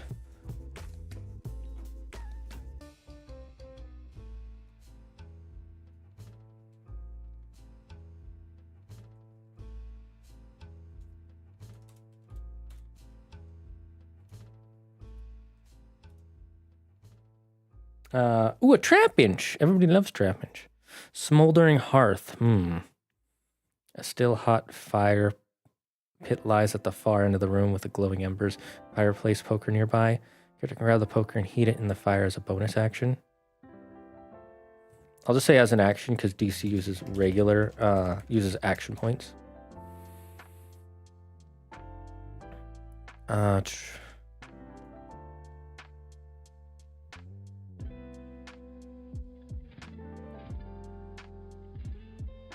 I'll say physical save, because that's... or be set on fire. Top canopy of the bed. The large bed's torn canopy drapes and curtains hang low. A player can rip the fabric and try to blind or restrain the chul. Is it called reflex, dexterity, agility?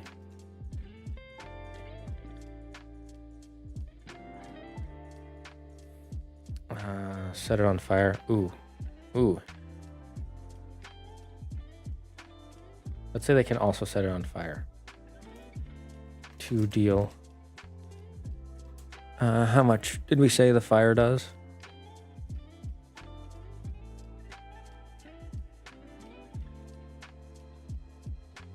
$2d6 damage.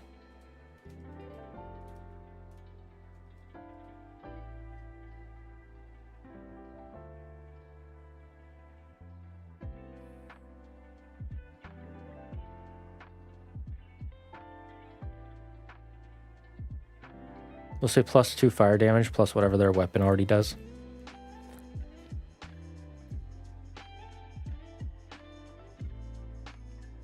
Now let's say 4. And then this one, this way they'll be able to use dice.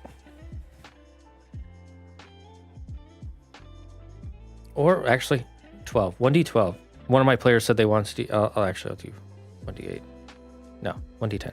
One of my players said they want to use more dice, so this will give them a chance to use more dice. Alright, mirror on the shelf. Enchanted mirror cracked during the priest's last ritual reflects illusions and emotions. Improperly can dazzle the chul. Nah, I don't like that. Shell oil from ritual shelf. Down near the bed is a jar of thick, slippery.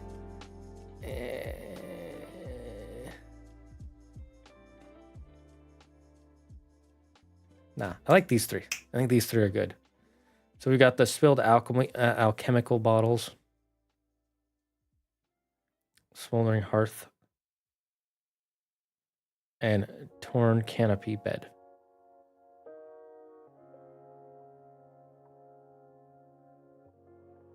We could say it's a magic hearth. Magic harp, lol.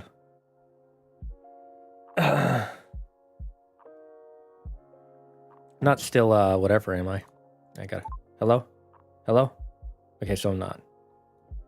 Yeah, that's how you know. Okay, cool.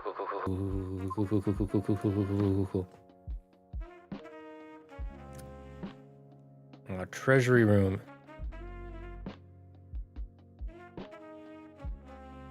The Shield of Dorm. They didn't find it in my last dungeon, so we get to redo it.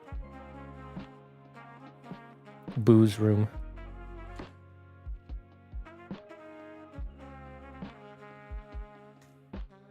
What kind of creatures could we think of?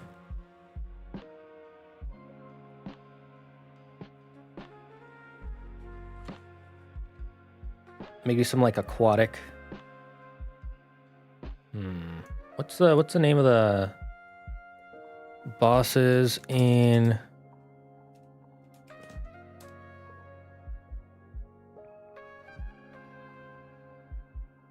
What's the one in the water temple? Morpha. Something like Morpha.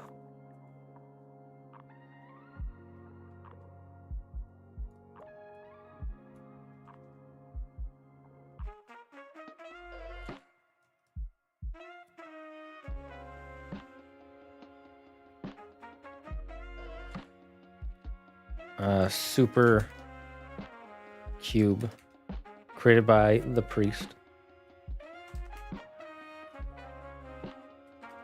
Its job is to...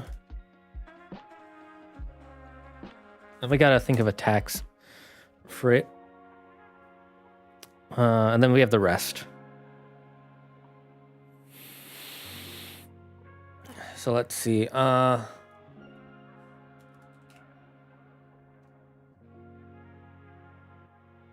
Let's give it 3 basic actions.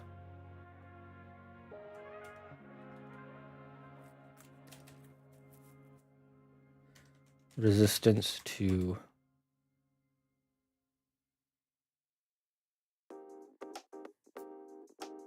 slashing, piercing, and bludgeoning. Vulnerable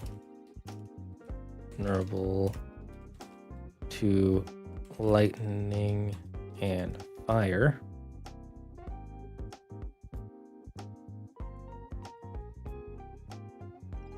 Lightning, fire, and radiant.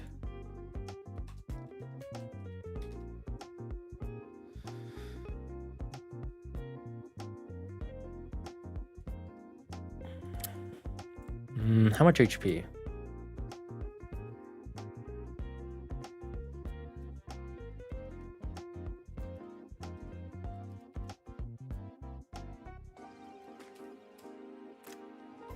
Let's give it 50 HP.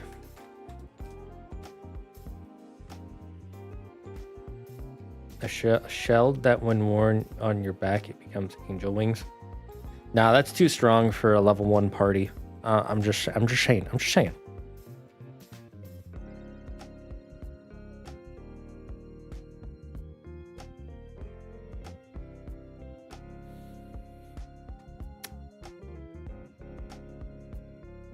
I think that's too strong for a party to get at level 1. But I like the idea. Oh my god, thank you.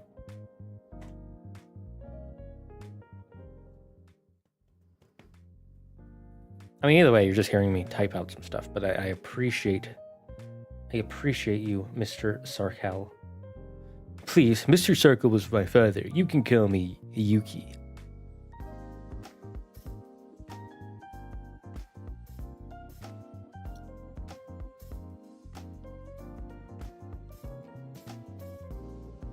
Mm, 50 HP. Mr. Turtle was my father. What's its PD and MD? Oh no, it's active defense and passive defense, right?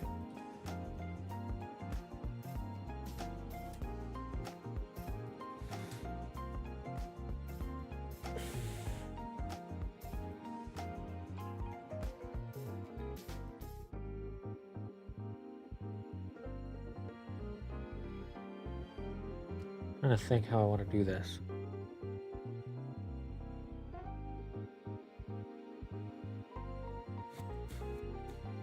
I'll have to look at. Let me look at some monster errors.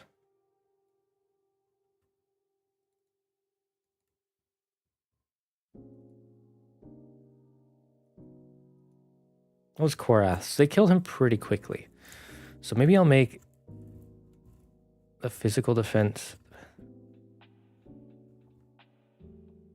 a lot higher. Active defense will be 18. And the passive will be 13. No, that might be too high. Yeah, we'll go with 16.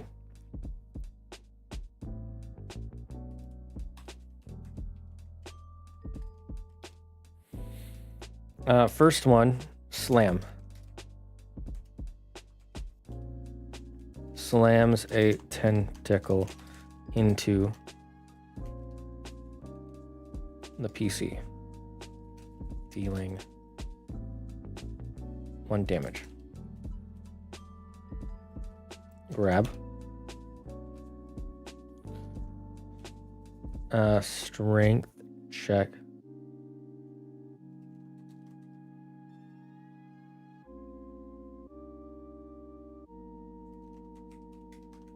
With advantage, so long as it has more than 1 tentacle.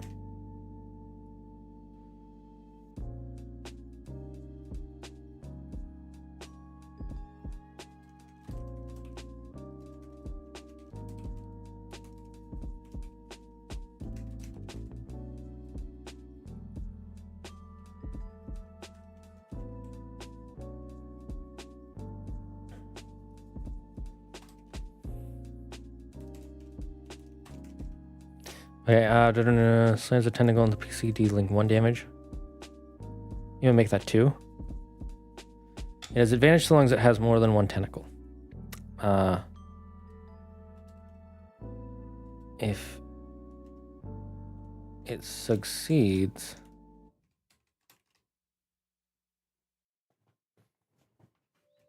the what do you call him? Is grappled. Constrict.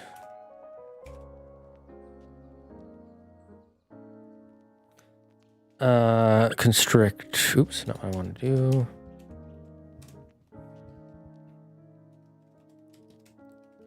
Can immediately deal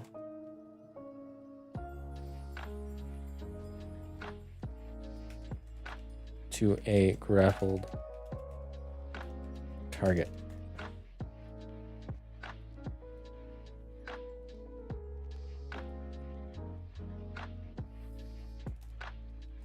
Each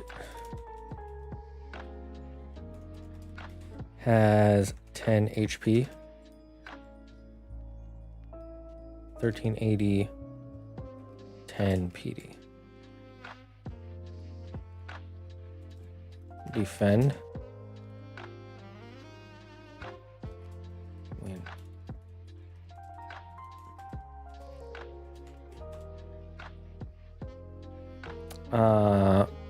When a PC uses a AoE attack,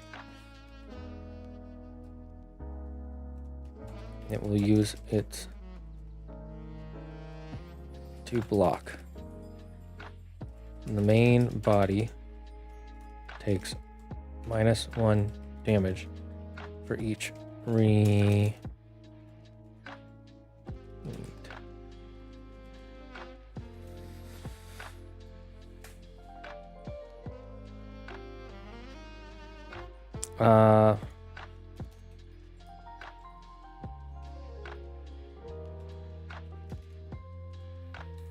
can aim at it with this hit deals ×2 damage.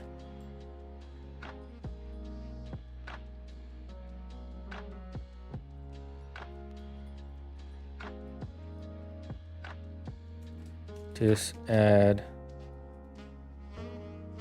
advantage can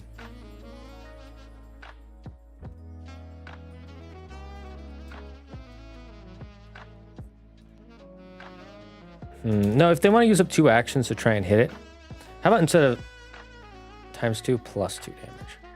×2 sounds really strong. +2, pretty good.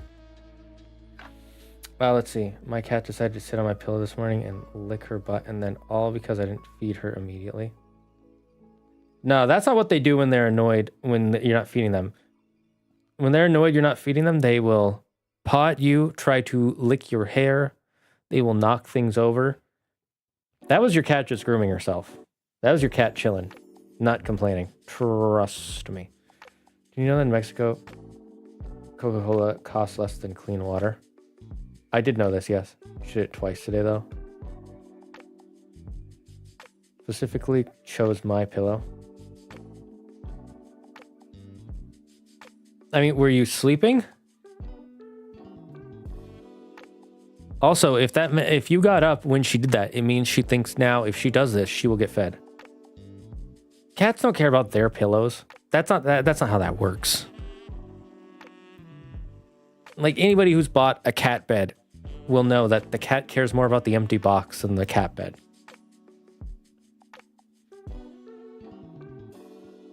Let's see. What's another legendary action we can give it? Regenerates.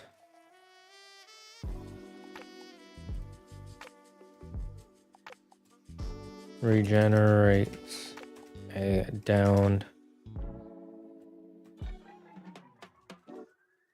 once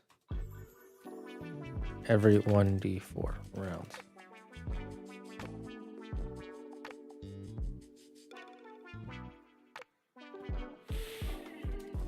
It's not really a legendary action, but I'm just putting it there for now. Let's think of 2 more legendary actions.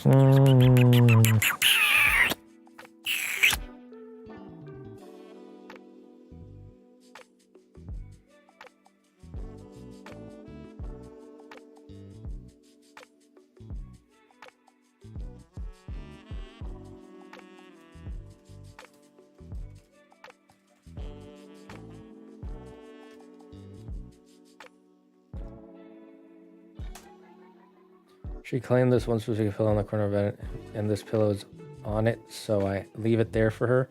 And then she plops her body on my pillow and starts licking her butt. I said, "Hey, that's my pillow. Why'd you do that?" And then went, "What, are you hungry?" Her butt jumped up and ran to her bowl. She might, I mean, if you say, "What, are you hungry?" she might just know that means it's food time. Because, I don't know, I need to see your interactions with your cat to really get the understanding. Because if I went food time or I go into the kitchen, my cats run in the kitchen thinking they're going to get fed. In the morning, when my cat wants food, she jumps up on me, pats my head, tries to lick my hair. She'll go over to a desk and she'll start like hitting this one picture that we have hanging over it because it makes like a clinking sound. And then once I get up, she'll run to the kitchen. This sounds more like your cat was just chilling and then just decided to start bathing herself and was comfortable on your pillow because it was possibly warm. And then you said, "What, are you hungry?" And she went, "Hungry? Food? Let's go." I learned to move the laptop somewhere else. Yep. She's running on my laptop to wake me up to make me feed her. Yep. That sounds like a cat. Do you play Clash of Clans? No, I do not. So now PS found another way to tell me to feed me. Really, the best thing to do? Ignore her. That's the only real way to stop her. Or lock her in another room. That won't necessarily stop her, but it is a way to get her to stop temporarily. Let's see.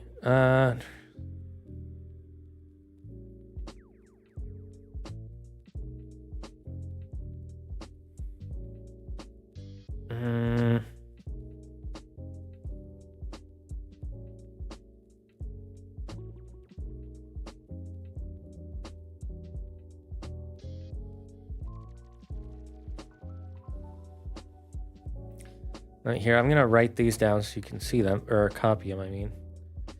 And I kind of like some of them.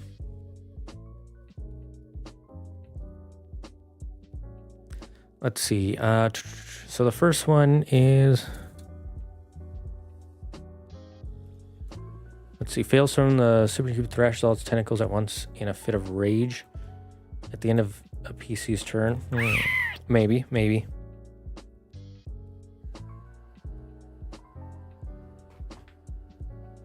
I kind of like that, so we'll think about it. Splatter shift. Target by a melee attack. It moves. Nah.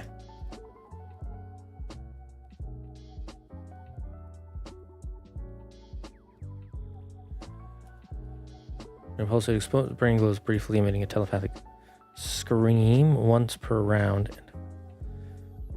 Each enemy of the brain must make a wisdom save or take 1 psychic damage. And disadvantage on their next attack versus the brain.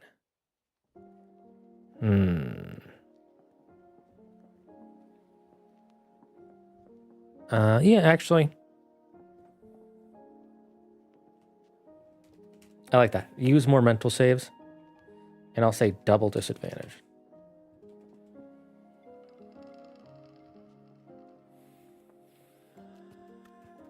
So within 2 spaces. Because this game uses spaces, not whatever.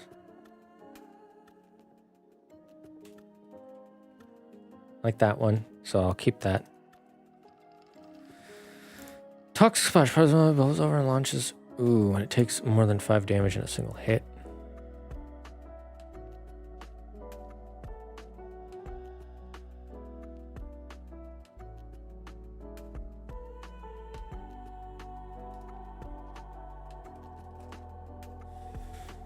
Each target must make a dex save.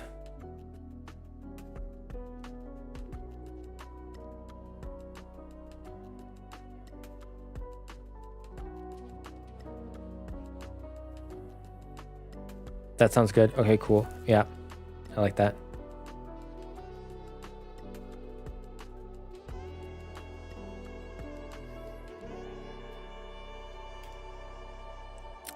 Drain tentacle. 1 tentacle latches to the ground or corpse drawing energy. This is a number by 1. Restores main body. I like that one too.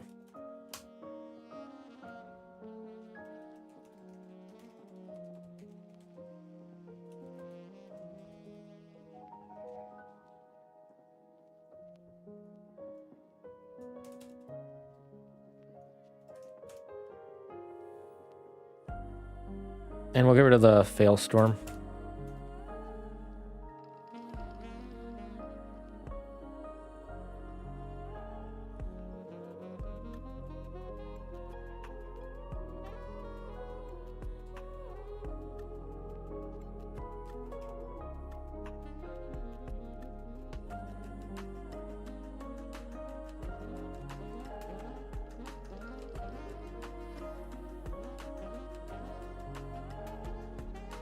It's the end of every round.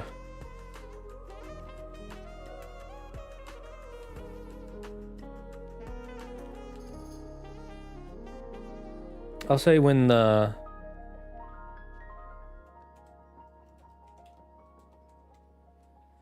maybe not every 1d4 rounds. Let's say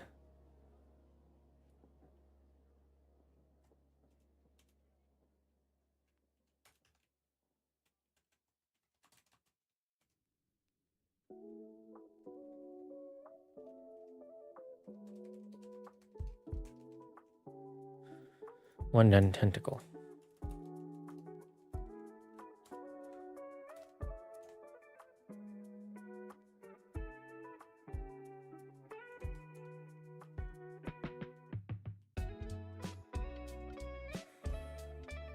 I had to put my cat outside because it wouldn't stop peeing everywhere.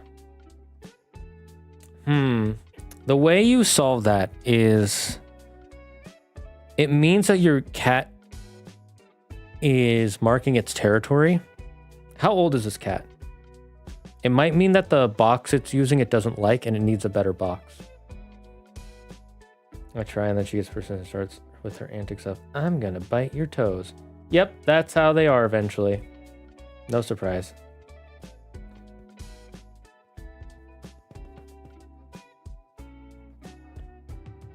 Your cat peeing everywhere also could be a health condition. It might be something wrong with their liver or kidneys.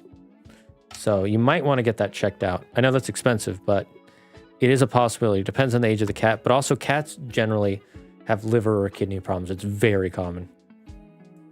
Okay, I think we got this world done. Or this place done. Now I just need to make it. Around 4 years old. Might be developing some problems. I'm not sure. Okay, so we filled it with monsters. Are there any details we're missing? Let's read through this. See if there's any details. Yeah, we'll add some details. I'll do this off screen. But so far, I like this a lot. This is really cool. I think my players will really like this, and it'll create a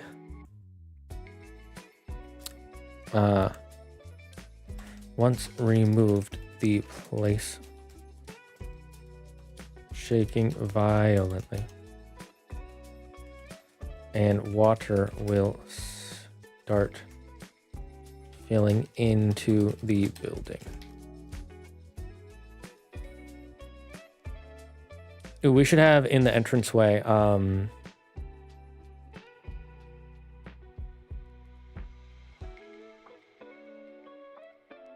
we should have things that, okay.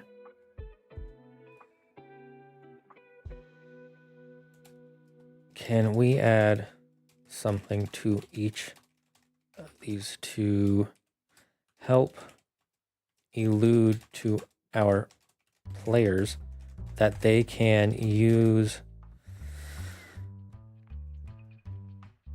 Holy Radiant or Umbral prayers / techniques to either heal the souls in this building or condemn them.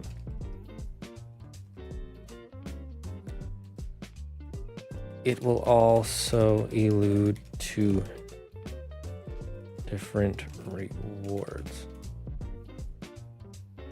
Its mom was an outside cat. That's why. It's a part feral cat, so it doesn't understand. I would try to look up videos on how to train your cat to pee in the box, but I'm not sure how to do that. If you're fine with just putting it outside, then I wouldn't worry too much. That's just what I would do. But I'm different. I'm different. I'm a crazy person. I'm also I have this huge fear of my cats getting run over by, or getting stolen, or getting eaten by like coyotes. So no, so I'm not happy with that.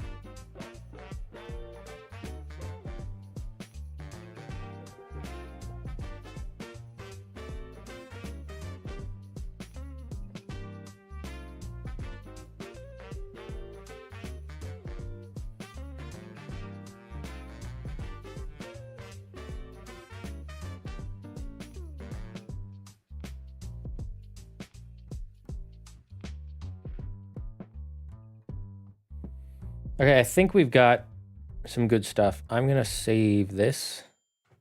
It auto saves. And then we will go, we're gonna go on a break. And then we're gonna play some a Traveler's Rest Chatterinos. My chatters. My big friendos. I think we're good for now. I wanna play some Traveler's Rest with chat. So we'll change if I don't remember to change the game, let me know. Until then, yeah. We're gonna go on a 3-minute break.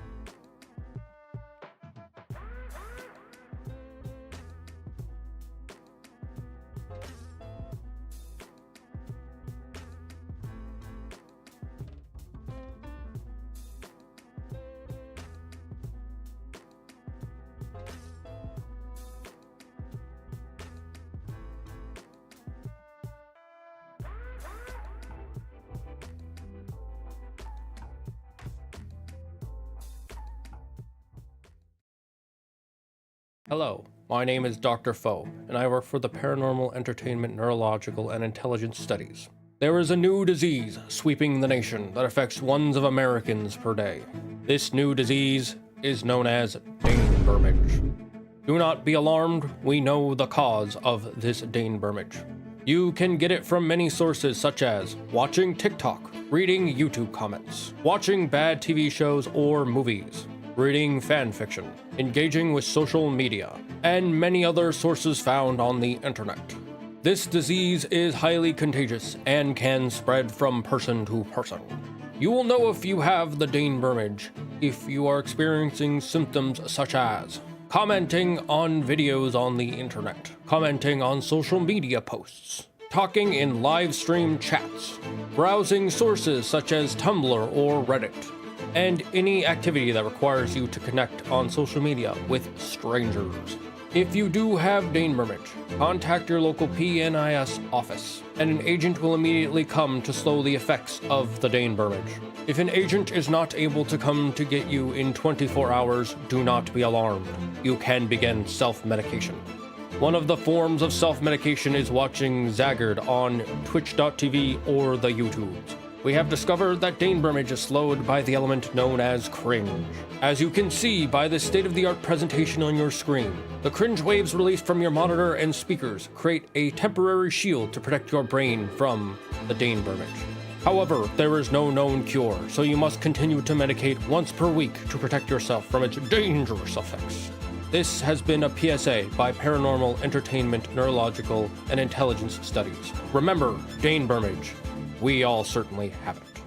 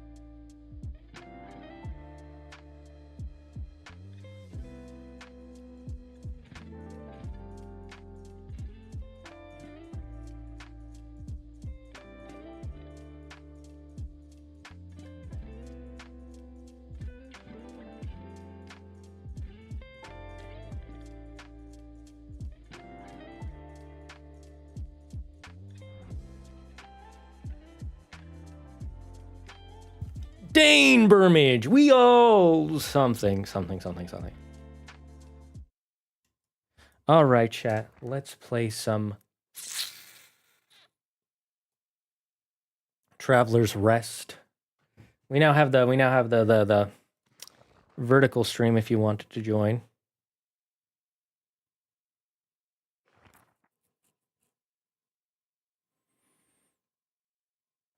All right, let's.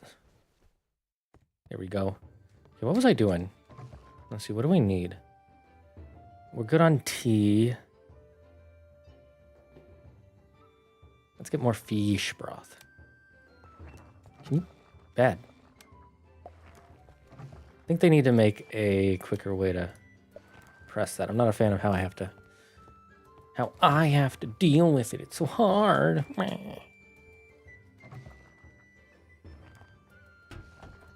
Oh shit. Got some more. Make some more Pilsners.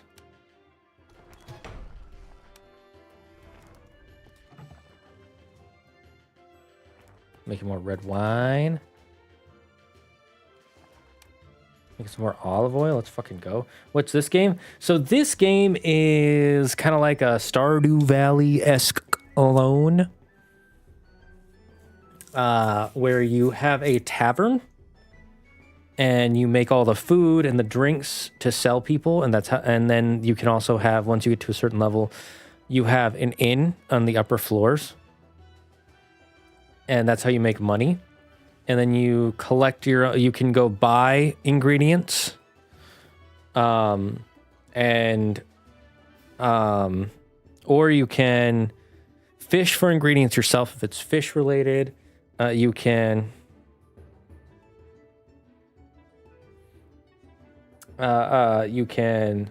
grow your own foods if you buy the seeds for them. You can buy animals to get their animal products or slaughter them for meat. And you can literally build this however you want. Like you can, here, I'll show you how it works. And then like you age your alcohols. You have to age them up. I don't have anything in the aging barrel right now, but you see how they have this empty marker here. And then these ones have a golden marker. That's because I put them in the age thing for 5 days, I think it is. And then you can decorate it as well. And the more you decorate it, the higher the comfort level goes. Like, I built all these tables. Well, except for you start with 2, I think. I built the tables and the chairs and pretty much everything. And you see here's the manager's desk. And see, I can make my own inn. And then it's got to be clean and stuff. I'll let the guy I pay do it. I have employees that do that for me. Okay. And here, let me show you making it the building mechanic. And look, I got all that stuff that just finished growing. So here, you got to put materials in beforehand, and then it can use them.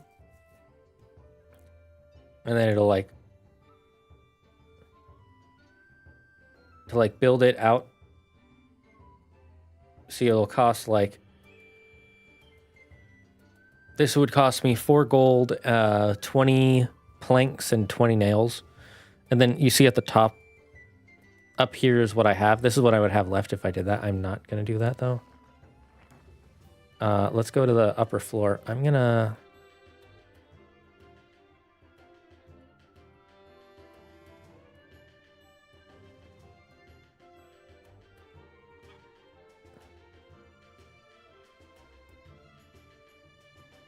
make this into a bedroom.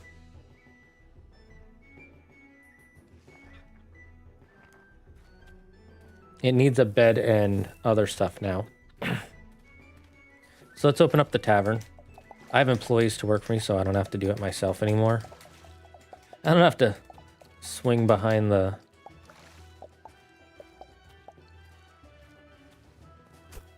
I don't have to sling drinks anymore. I got people for that.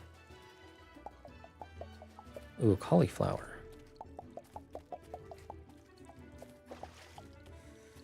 Okay, Okay, and then I don't have to water anymore. I have these irrigation farms I made.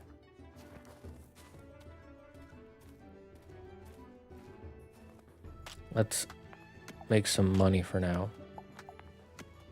And then I have my chickens. So, so long as they're being fed and they're drinking water, they will, every day they'll become higher level. And the higher level they are, the more, I can change the name, but I like the not a Rex. Once they're at max level here, it'll fill up how often they produce an egg. So right now, I think it produces 1 egg every 2 days.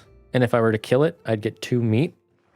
If I let it get to max level, I'll get more eggs more often, or I can kill it for like 6 meat instead. Cool ta. Ta? Ta like the Japanese character? Or ta like ta-da? As you can see on the top left, I am currently making money, but I just lost some because I have to pay my employees. So I'll show you my employees right now once I finish. And then these are materials. I can get iron ore. So here are my employees. This is my bartender, my waiter, my bouncer, and my housekeeper. My bartender currently costs me 14 silver and 8 coppers per hour. Waiter is 13.50. Bouncer is 16.80. Ooh, he's expensive. And then my housekeeper is 14.80. He's actually more expensive. That's surprising. And then the reason these guys are more expensive is because they have better tasks. So the way the tasks work is you can, as they work, they level up, and then they'll get these points. And you can use them to unlock tasks. See, I need 4 points to... And then I can, at any point, change what level of the task they're using. And then it'll change how much I pay them per hour. I'm currently leaving this at 4 because he increases the price of my products sold before 4 p.m. by a lot. And then this waiter is really good. I'll also do that one. So now he's really expensive, but now like all my stuff gets sold for a lot more. What does this guy have? 2 extra customers. This one is really useful because they'll finish eating and drinking and they'll leave a lot sooner. Or they'll order more stuff quickly. So that one I'm going to probably upgrade as quickly as I can. I don't really need this. I just do this in the morning to give me something to do while I'm waiting for them. I do need more coal, though. Coal is always useful. Coal works like the way it does in Minecraft, where you use it for burning, for fuel. And then these trees I all planted, that's why they're all like lined up like this, and there's this empty section. The reason I have been cutting down trees is 1, for wood, and 2, trees, depending on how old they are, have a higher percentage of giving you, queen bees. And to make 1 apiary, you need a queen bee. And then to upgrade it to a higher apiary, you need another queen bee. And then there's a 3rd one that I haven't even bought the blueprints for because I don't have the money. Okay, so what do I need to buy? I can make a table and a desk, I think. Individual table, yeah.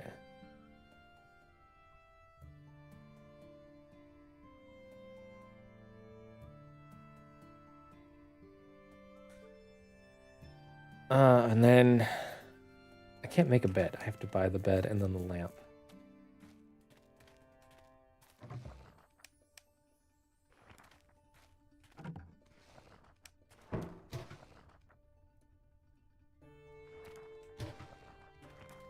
That way they're both working on it at the same time.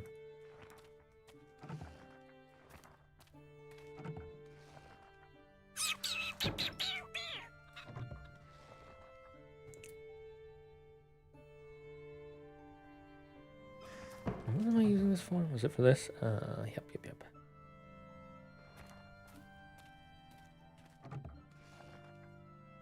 Let's go put our mats away. There's a DC superhero called Sixpack that becomes super strong when he's drunk.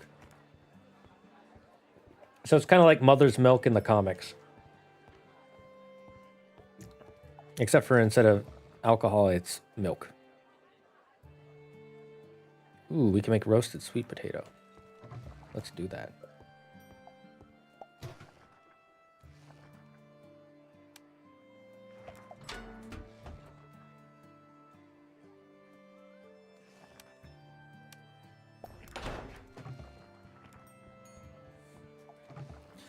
What juices do we want to make? Oh, wait, let's keep making olive oil.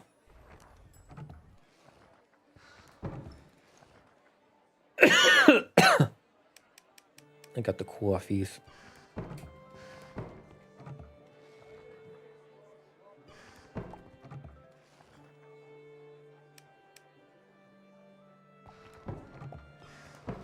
Where do I put this again? Can I put this here? Thought I did. No, definitely not here. Not here either.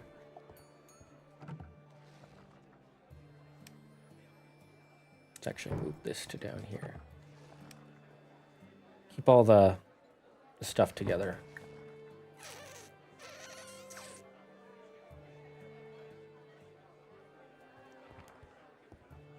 Skrelp. Nice, you got the Skrelp. Dude, I remember when they added Skrelp, I was so happy. I love dragon types. And it was a poison dragon type. That's so freaking cool.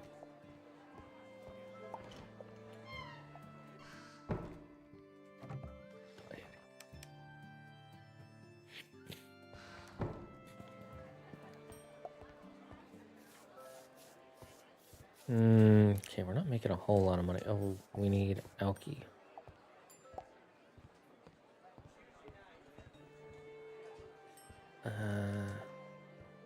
Okay, let's get the...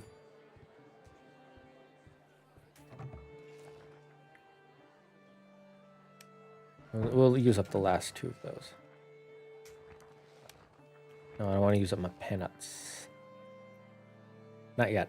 We'll make some more OJ. The reason I'm making juice, by the way, isn't to sell it. It's to mix it with alcohol so they're worth more and we get more out of it. That'll be empty soon, but at least we get it out of our inventory for now. Who's your favorite Pokemon, Mr. Super Game and Texan? Ooh, wait. Yes, that definitely, because we're about to make some. We should get some onions. I'm gonna go buy some onion seeds. See, how many seeds can we buy total? So each of these takes up 9 by 9, and then this takes up a space, so I can get 8 for each one, except for that one. 8, 16, 8 times 4.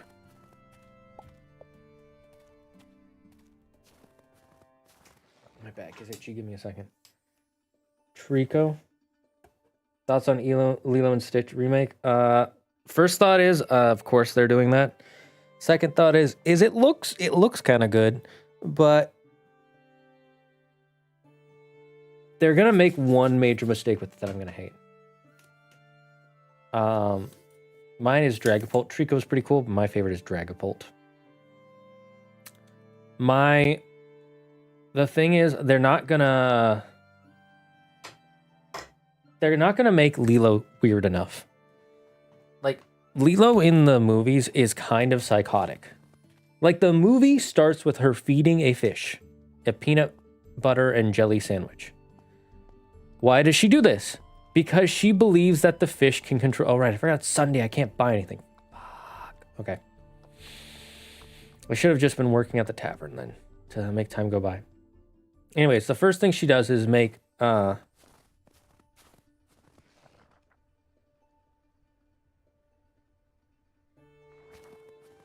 she feeds a fish a sandwich because she believes the fish can control the weather. And then when a kid says, "You're weird," she starts throwing hands and punching the other girl just for calling her weird. That's fucking crazy, dude. Like, that's crazy. Now, obviously, there's a reason. I'm not hating a kid, but let's be honest. No, don't do that. That's wrong.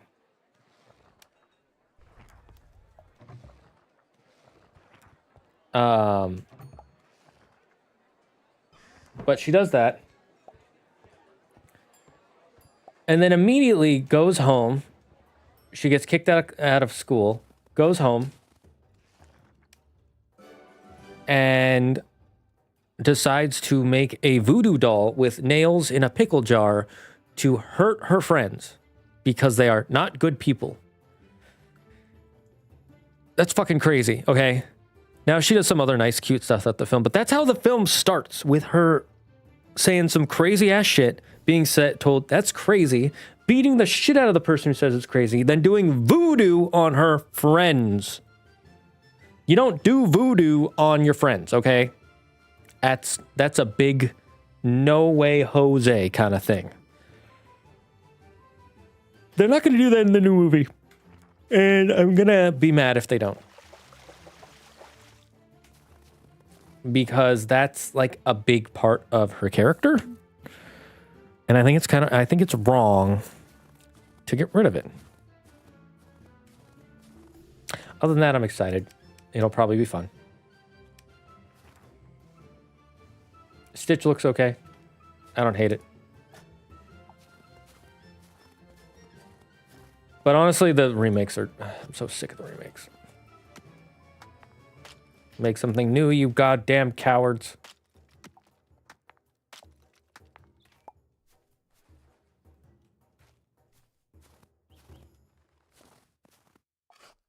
Child violence will be hard to sell for most big titles.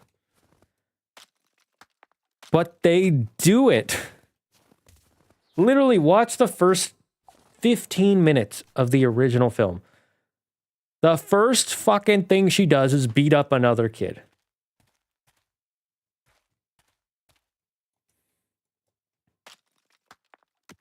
What's messed up is she probably do this because her parents died in a storm and she believes if she feeds this fish, she can prevent more storms. Exactly. Like, that's so sad, yet beautiful, yet like so normal for a child to have this weird idea. Like, they died while surfing, most likely. Which is really sad. They're not going to do that, though. They might do she feeds a fish. I don't know. I don't think they're going to do it. I really think they're going to make her, like, this perfect, sweet, innocent little girl, and everyone else is just mean for no fucking reason.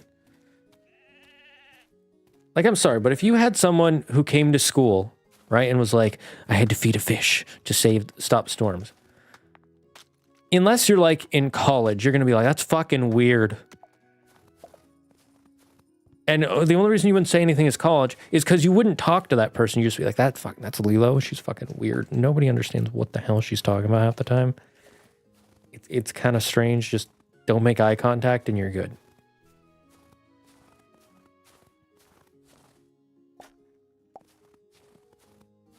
I mean, corp overlords just call them big ties. I've never heard someone call them big ties. That's a weird... I guess that's short for big franchise? No. Big ties is a weird way to call it for me. But if that's how you mean it, sure. I'm guessing that's a new Zoomer slang. They have only one scene where her being mean and that's it. Yeah, exactly. Like, you still feel bad for her by the end of it, but she learns the lesson of don't be a psychopath. It's a really simple lesson. Just don't be crazy.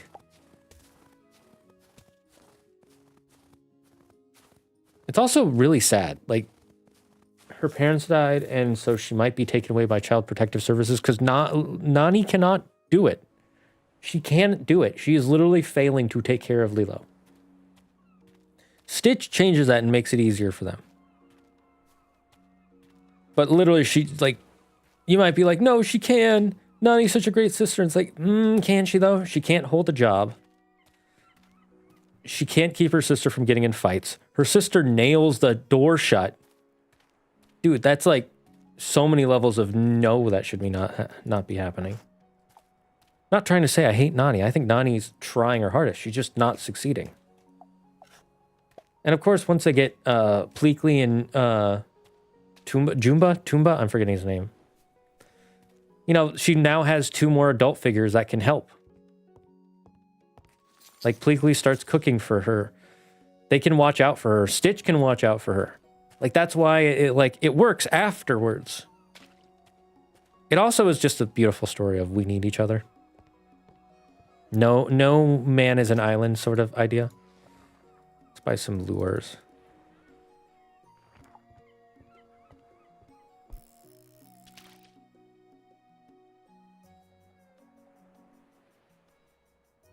What is everybody else's thoughts?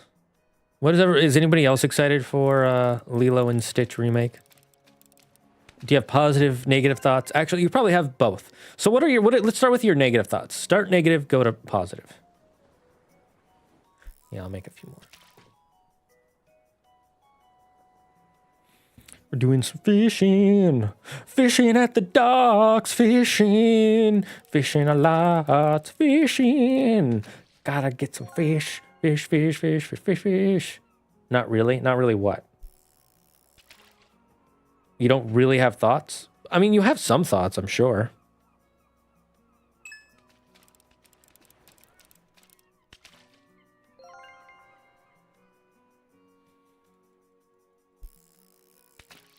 I highly doubt you have zero thoughts. I want to know. I need to know. Well, I should probably go back to my tavern soon and check how much product is left.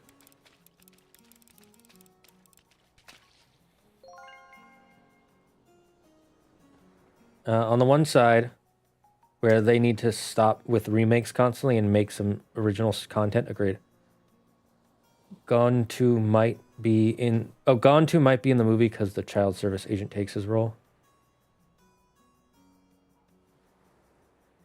No, I think they'll still have Gone 2. The big dolphin rhino headed guy. I think they'll still have him. I think they're just expanding Bubbles' role. I don't think they're getting rid of Gone 2. If they do, I'm gonna be mad because it's just like Bubbles is such a great character.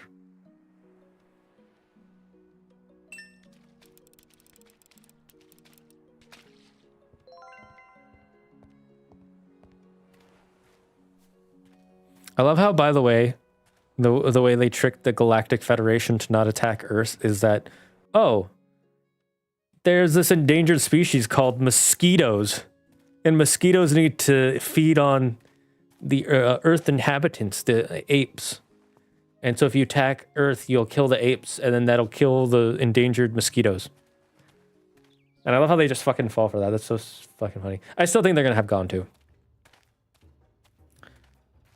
The only reason they might not is because they want to save on CG, and he's a big CG monster. And I don't mean that in the fact that he's like evil or something, but like he's not human. He's a CG monster. Oh shoot. Okay, we really need to refill.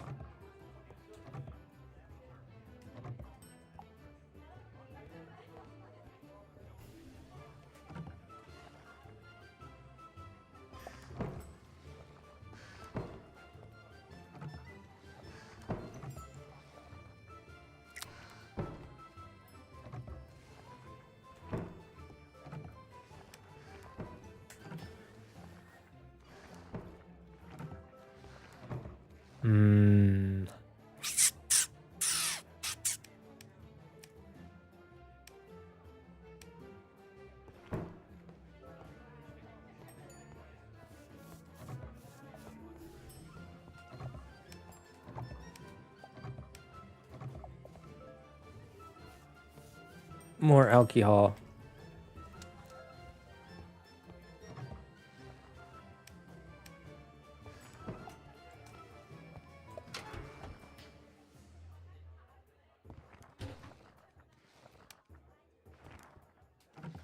I need more malt machines.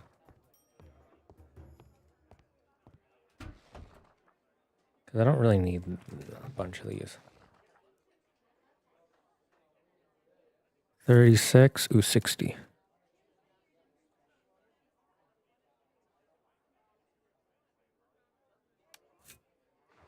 Made way too much fruit juice with red grapes.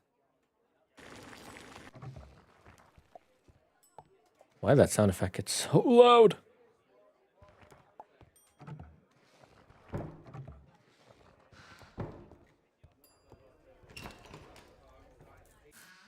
Have I seen the TV show? I used to watch it when it aired. I've never watched all the way through, but I thought it was really solid. It was a really fun idea.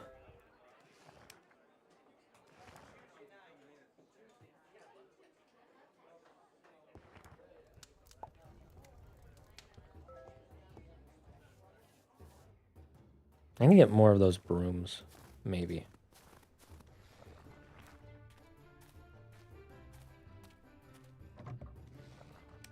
Oops, wrong one.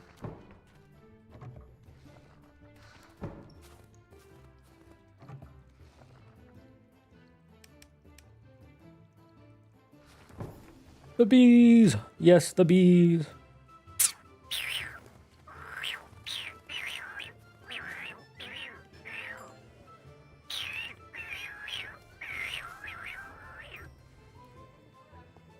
Let's see what fishes do we have.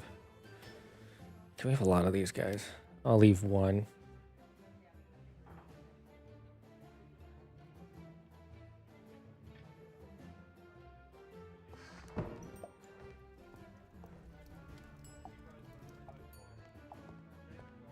Slow.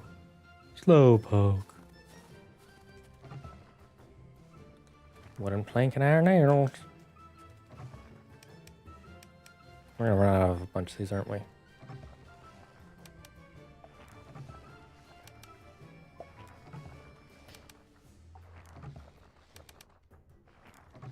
We might have enough time to put these in the ocean. I'm not sure.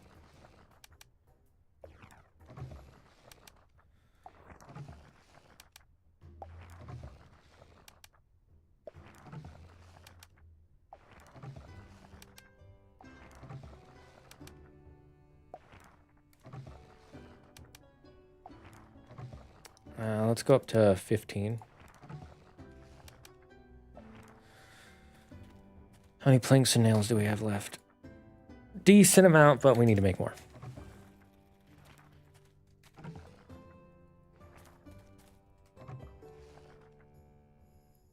We need to make more iron bars.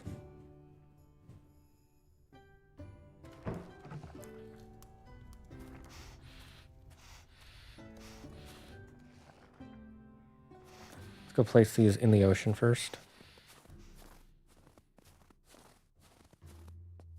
Why does this sound like pirate music? It's supposed to sound like tavern music. And tavern music is very similar to pirate music.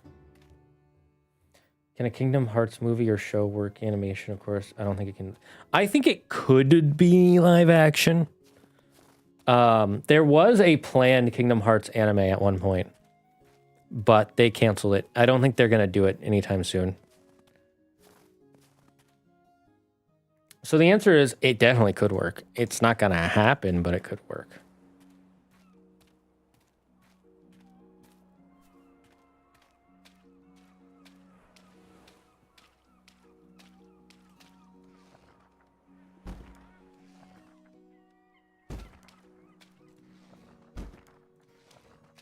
I just put you here. How are you already capturing people?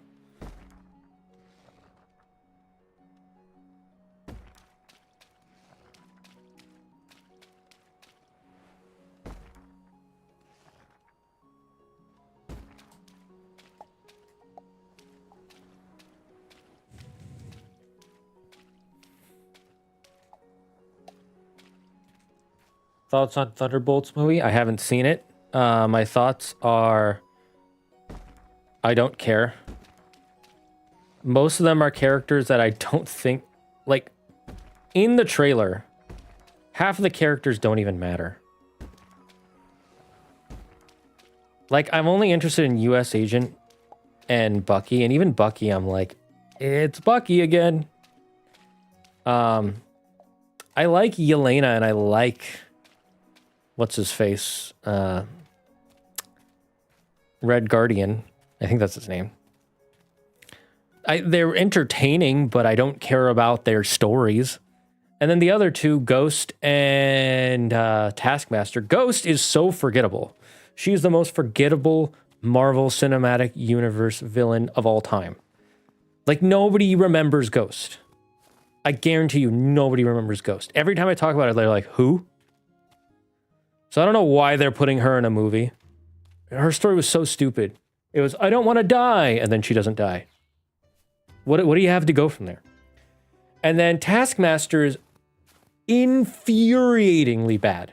They changed everything about a fucking amazing character and flipped off all the fans and said, you have to like it or you're a monster. And it's like, oh my god, she has such a tragic story. Aren't you sad for her? I'm like, no! So I hate, and they don't even say anything in the trailer. If they do, it's very little. Get back to work.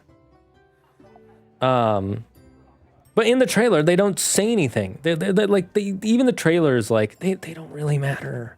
They don't exist. Don't worry about it. Don't worry about it.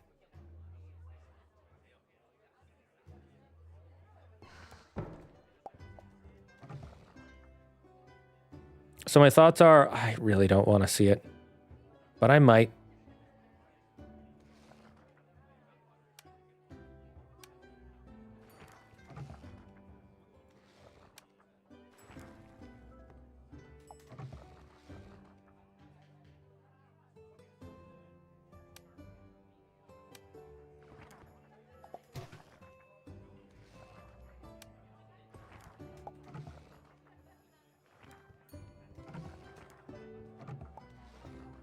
I'm trying to think what I have to. I'm gonna build up some wheat malt for a bit before I do anything. I should probably buy another malt machine soon. I can put this in here.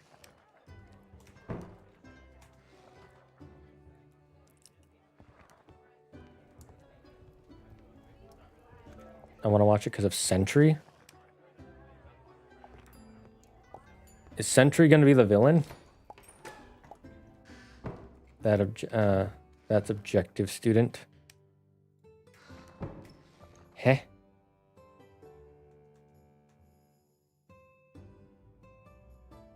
Oh, I am interested in U.S. Agent. U.S. Agent story I'm interested in, but that's it.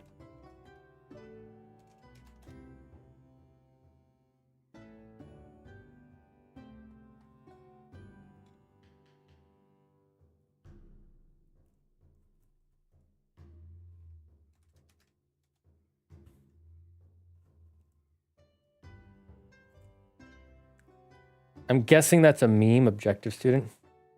What am I playing? This is called Traveler's Rest. I already explained it earlier, so I would just look up the trailer, see if you're interested. But I really like it.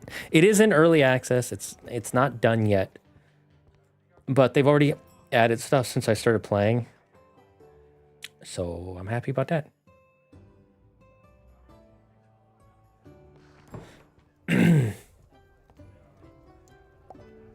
Yes and no, Sentry is and isn't the villain? That's not confusing. Can we upgrade our bartender leveled up?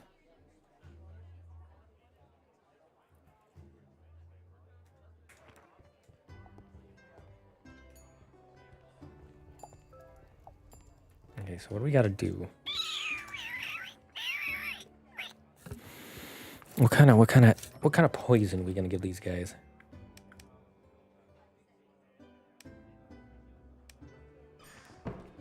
Task, objective, masters. I see. I would have called it task, objective, pupil. Would have made it clear, but no, it's not even close to that. It's so much worse than that. Because Taskmaster's whole thing is that he has the power that when he sees you do something, he can instantly copy you doing it. And he is a criminal. He only cares for himself. He is a bad guy. He's a really cool villain. Emphasis on the villain that people really wanted to see.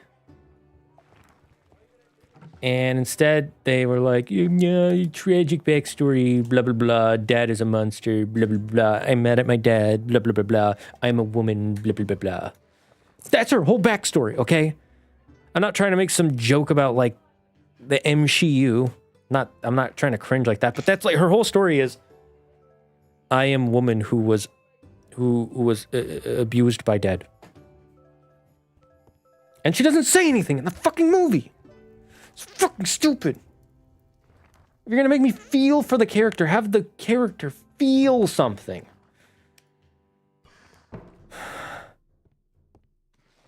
Like Claire, and whenever it comes up, Claire hears me rant about this for like an hour. It's my own joke because it's a discount Taskmaster, hence why he's called objective student. No, it makes sense. It makes sense. I get it. I would have just said objective pupil. Because I don't really think of someone as a student when they're under a master. I think of them as a pupil, even though it's the same thing. It's just how my brain works. But that's just me. And plus, I have dainbermage, so don't listen to me. Listen to Jeff. Jeff knows what he's talking about. Everybody's like, who the hell is Jeff? You don't know Jeff. This guy. Only the real ones know who Jeff is. Isn't that right, Yuki?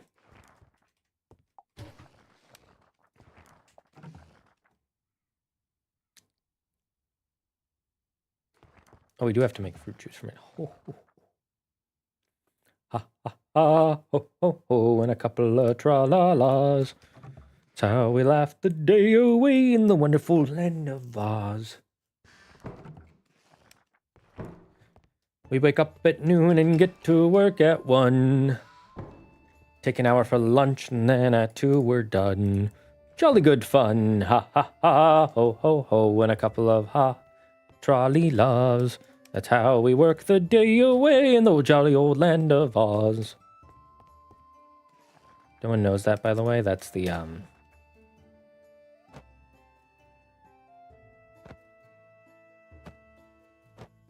that's literally the song they sing in the place, you know.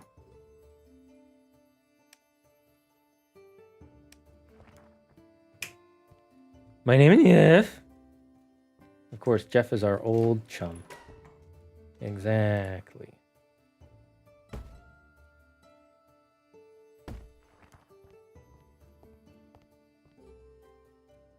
How can I be a real one?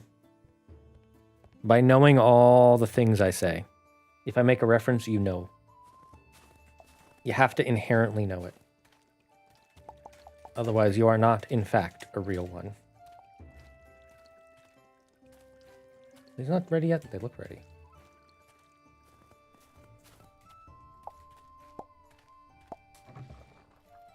My name is My name is Jeff is apparently a an ad-libbed line. I remember for a while people were like, Channing Tatum's not cool anymore. And then he did 21 Jump Street and everyone was like, oh my god, he's so back.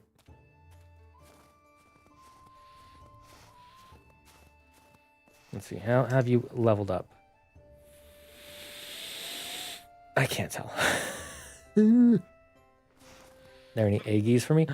There are 2 eggies. Yes. To be a real one, you must know the references inside and out. You must become one with the reference. Take my pumpkins.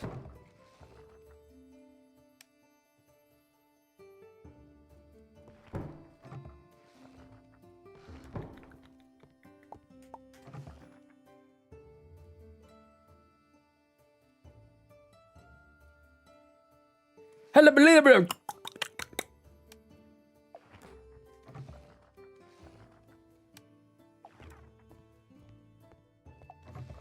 If you want to know what that one is, look up what's it called? Billy and Mandy teeth clicking.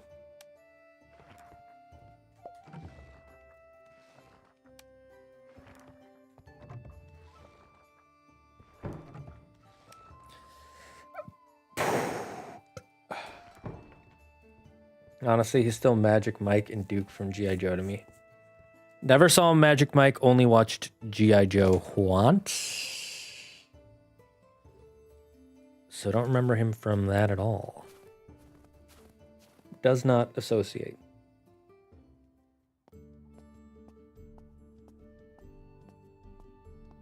I think we buy the bed from the tavern. We can't make a bed, unfortunately. We can only buy it. How much does bed cost? 1 gold. Yes, please. I eventually am going to need an aging shelf. Don't need distilling yeast. Don't need kitchen yeast. Do need some of that. Get some white vinegar.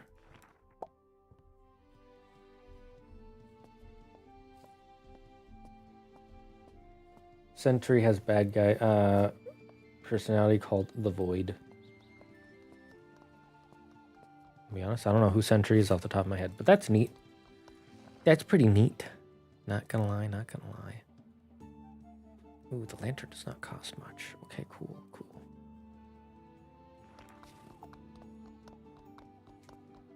Actually, can I get 2 teddy bears? Can I get some teddy bears?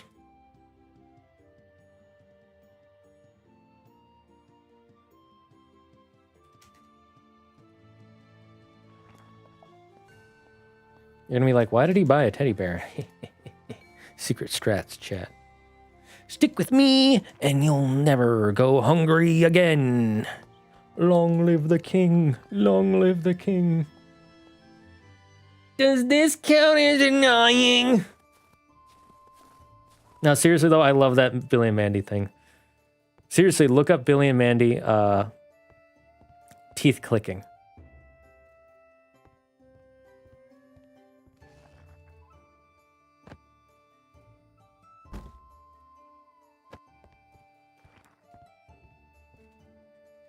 No, I want to put a teddy bear in here, you bitch. Oh my god. You're wasting my time. Come in here, sees the room is dirty. Here's a teddy bear, leaves immediately.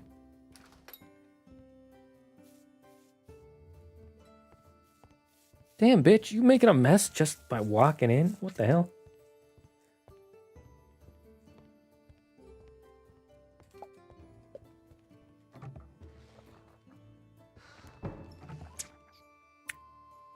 What do I need? Porridge.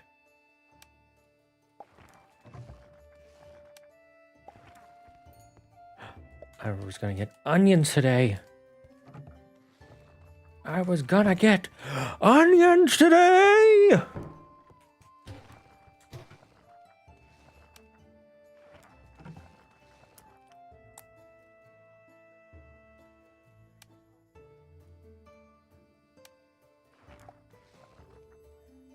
Herm. Booga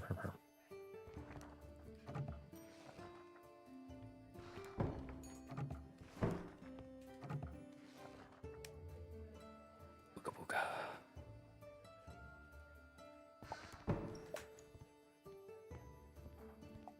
How do you think One Piece will end? I have an inside joke that Luffy is the One Piece. No, Luffy's not the One Piece.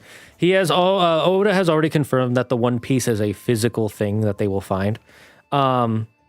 There are like 3 or 4 different ways it's going to end that have been theorized. One of them is that it'll end with Luffy destroying the Grand Line with the power of the One Piece, getting rid of Marijois, which then gets rid of the Celestial Dragons, freeing everybody. It'll lower the water levels, so the world will be back to the way it was before everything got flooded. And that will create the All Blue by getting rid of the Red Line.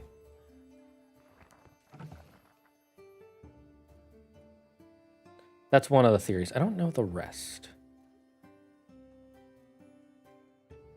I don't remember all of them. It's been a hot minute. So the One Piece is real? Yes. Thoughts on the pit? I have no idea what the pit is. The One Piece is real.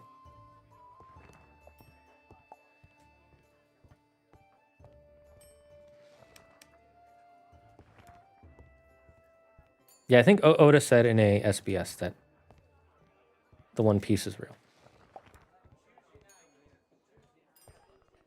Now, you don't have to read all the SBSs, but I would at least watch videos that talk about them when they come out. It helps. Some of them have, like, nothing important in it. Like, you know, what is if Yamato's side boob was a person, what would it look like? That's a real thing from the SBS. Another one is, this is really important lore stuff about a person's backstory.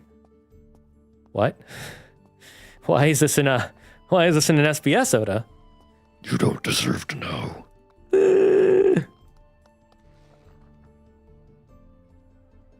Can I get onions? Can I even...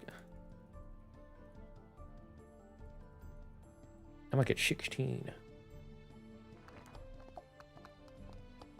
Well, that weird Ultimate Spider-Man cartoon had a surprisingly good Taskmaster portrayal. Yes! Whenever they do Taskmaster in the cartoons, it's actually pretty dang good.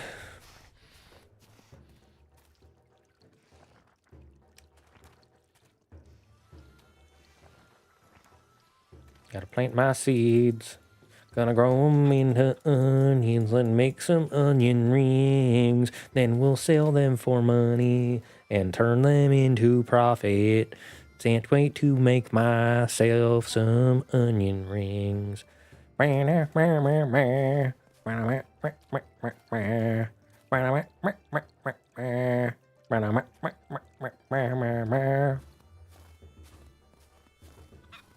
many can I make? One. Okay, 16 plus 1, 2, 3, 4, 5, 10. So 26. I can get 26 seeds.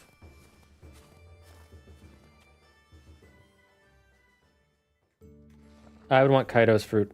I would want to be a dragon. Easy peasy. I know his is the fish fruit, but still, I'd want to be a dragon. It's an MD show that takes place in an ear that goes hour by hour. What?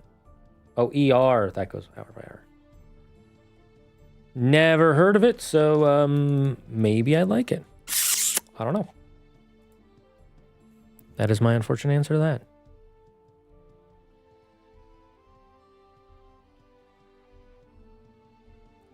Okay, 16, and then I can get 10, 5 of 2 things.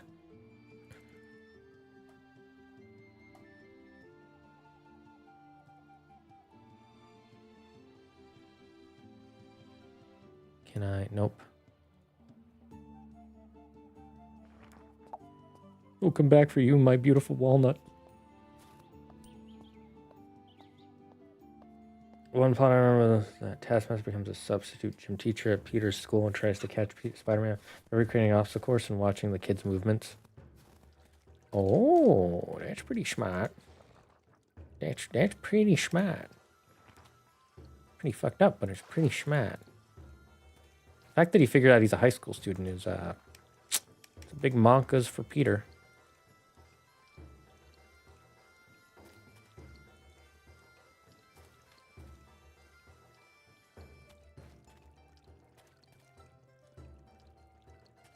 Okay, cool.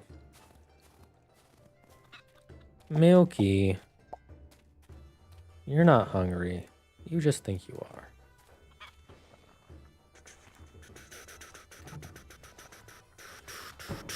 Gonna make some more money, then I'm gonna buy myself a tree. It's gonna make walnuts for me, then I'll make even more money. La la la la la la la la. La la la la la la la la la la.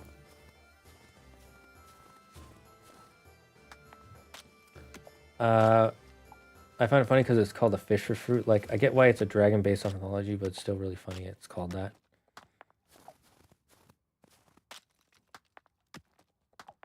I mean, that's One Piece. Everybody's like, One Piece is such a serious manga. No. One Piece is a goofy pirate manga that has serious moments in it. Like, it's about a rubber band guy who just wants to eat meat whenever he can.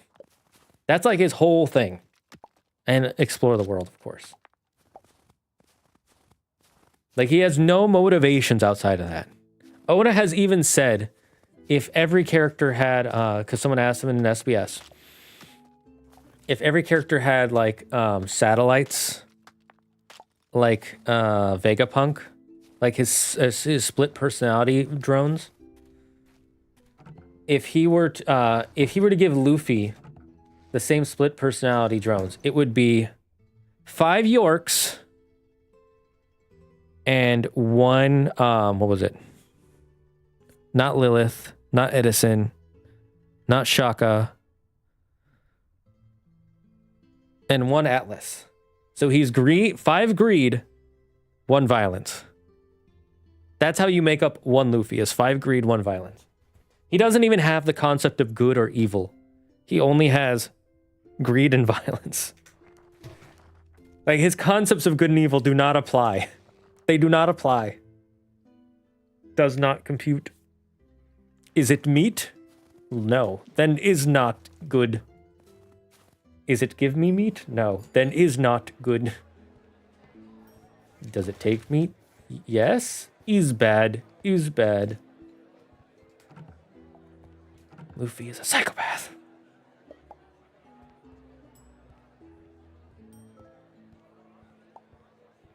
Do you watch WWE? No, brother. I never got into it. I find the idea of it to be a great idea, though. I'm always happy when people are happy with it. The only time I've ever disliked WWE was one of the video games when I was a kid, because my cousin was a dick. And it's not even the game, it's just that one experience I had where he was like, oh yeah, you're totally playing. And he was just playing against bots, and he unplugged the controller. I was like 5, by the way. It's like, come on, man. Can't be a little bit nicer to a 5-year-old. And now he's not invited to my wedding. Bitch. He's never gonna see this. Watch. Turns out he's been in the chat the whole time. Oh no. How could this have happened?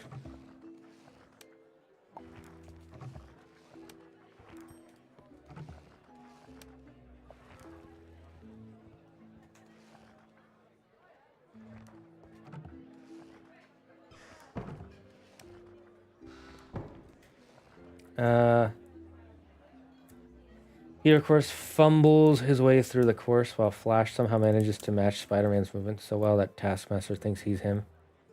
I wonder if Usopp has the potential to use hockey based on the fact when Luffy used armament and Usopp commented on it.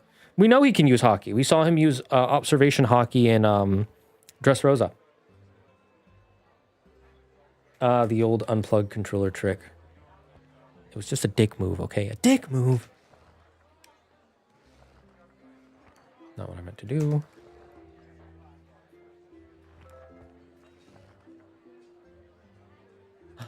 I already have support. Right. Let's go. Let's fucking go.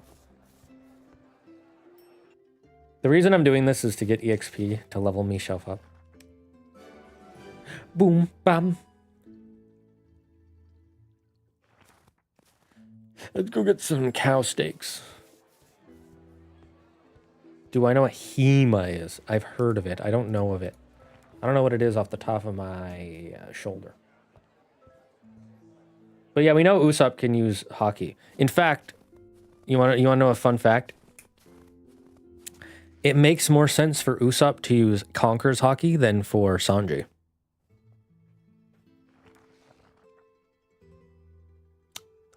All right, I was gonna go get some beef. I don't have cows yet, so I can't get beef.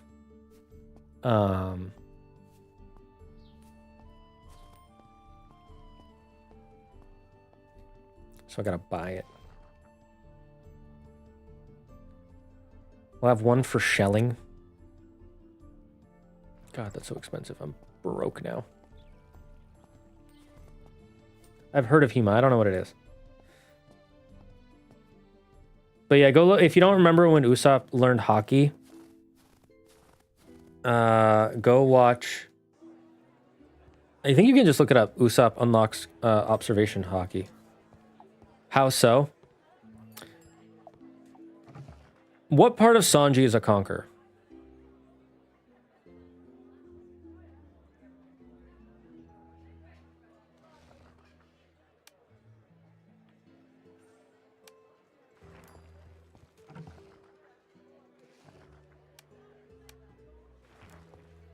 And what is Usopp's goal? To be a brave warrior of the sea.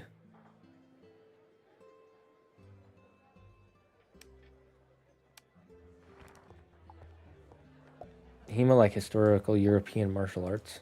Oh yes, I do know of Hema. I don't follow it, but I know of it. I think it's interesting.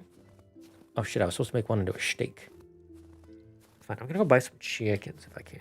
Can I afford some chickens? There's a YouTube video that explains it a lot better than I can, but basically, like, Usopp actually has the desire, the will to be a strong warrior, to conquer, in a sense. Sanji doesn't want to. He just wants to be able to feed people. Thematically, it makes more sense.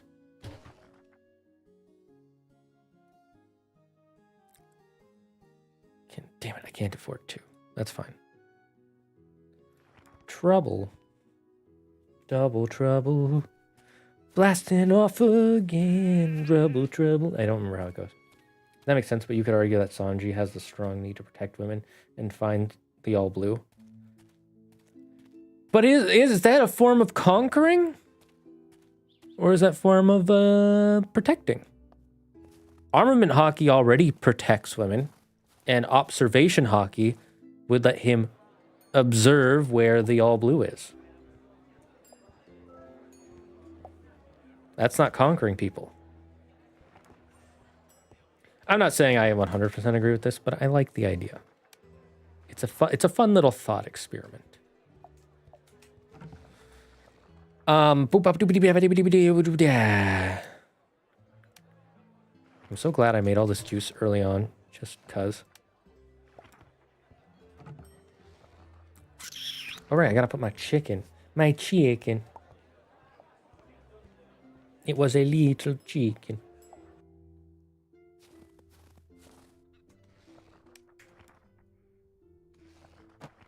Enjoy your new home, bitch.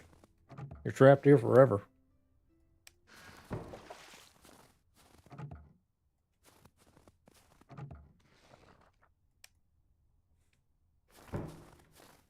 Get back to work. A munchlap escaped.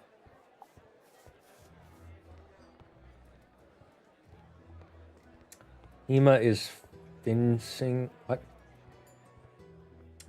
Rewrite that, Caleb. I have no idea what you're saying.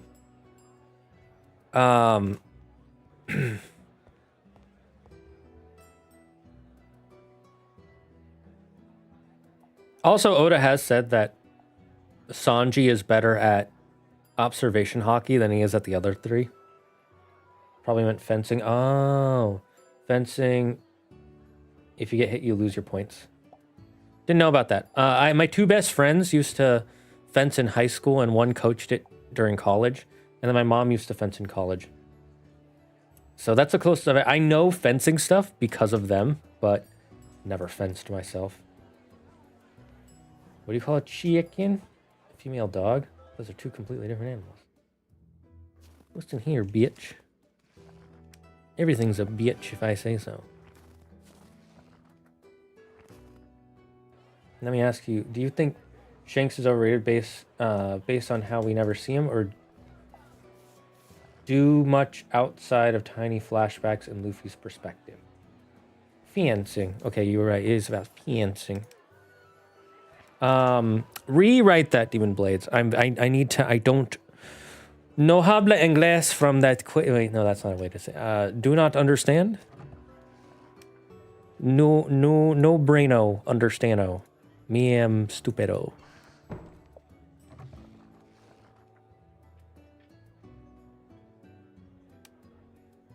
Me am not smart like people who speak Spanish. Well, most people. There's always going to be one idiot. Fucking Gerald. If I ever meet somebody named Gerald, I'm going to feel bad for them. Because they're named Gerald. It's just depressing, man. Just like you live your whole life, and your parents called you Gerald. Do I think he's overhyped? Yes. But that being said, I do think he's a cool character. I think he's really cool. To be fair, part of the reason he's overhyped is because there's so much mystery around him. And he is super strong and he is super cool. The problemo is that he's one of the more popular side characters. And every time we've seen him do something, he's been fucking god tier.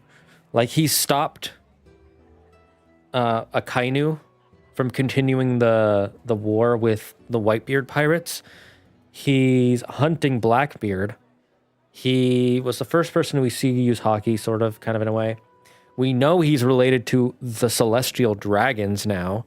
He was raised by Roger. He's the reason Luffy's going on the adventure. He one-shot Shanks's crew while Shanks was powering up a super powerful attack. He's friends with giants. He's a Yonko level power. And just by using his hockey, he made Green Bull go, oh, I'm sorry, I'm sorry, I didn't mean to, I'm sorry. So, like, he has a bunch of cool things going for him. So I understand why he's overhyped, but I still think he's overhyped. That being said, I'm very curious to see the rest of his story. The big problem is that the only problem I have with Shanks is that they were making that One Piece Red film. And then because of that film, because they needed to find a way to promote it better, Oda just shoved Shanks into the end of Wano out of nowhere. That was why he's there, by the way. Don't pretend like Oda had that plan from the beginning, because he didn't do anything important. Anybody could have been like, look at my cock, and then he would have disappeared. Cock, by the way, is COC. It's short for Color of Conquerors, COC. But yeah, anybody could have went like, look at my cock, and then Green Bull would have been like, no, it's too big. I'm sorry. I'm sorry. Its shadow is too big. I'll go. Nyeh. They only did that to promote One Piece Film Red.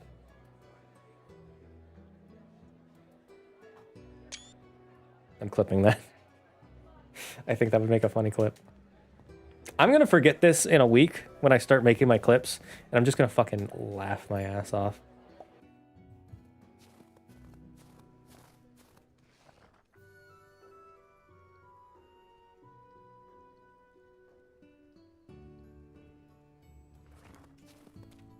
Overhyped? Yes. Overrated? No.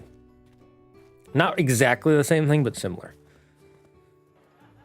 Z really said, look at my cock. 10 out of 10. Absolute cinema. Cinema. Just call me Mr. Sin. Cinema Sins. Wait, that doesn't work. I miss the old days of Cinema Sins where he would actually point out like really entertaining weird snafus. Now it's just like, I'm not dating Jennifer Lawrence. 0 to 10 movie. And you're like, fucking God, really, dude? Get a life. No offense to him. I think he's a cool guy. He seems really chill. It's just, Who do you think Luffy will fight at the end? Blackbeard, Shanks, or Akainu? Not Shanks, not Akainu. I think it'll either be Blackbeard or Emu.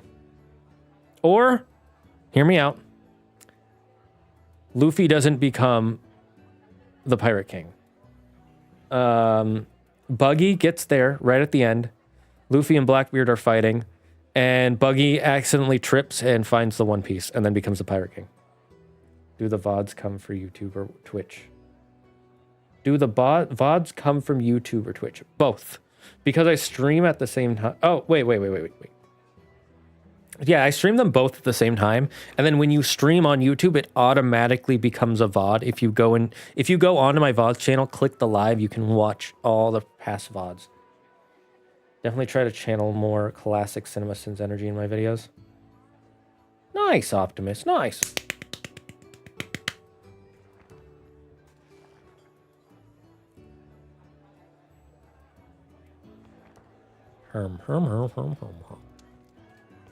Should we start aging some of this alcohol? Let's do that just to rebuild everything. I think this can fit in all my barrels. So basically, I'm just gonna drop this off in here. I like going to the next one to make sure I use as much as I can.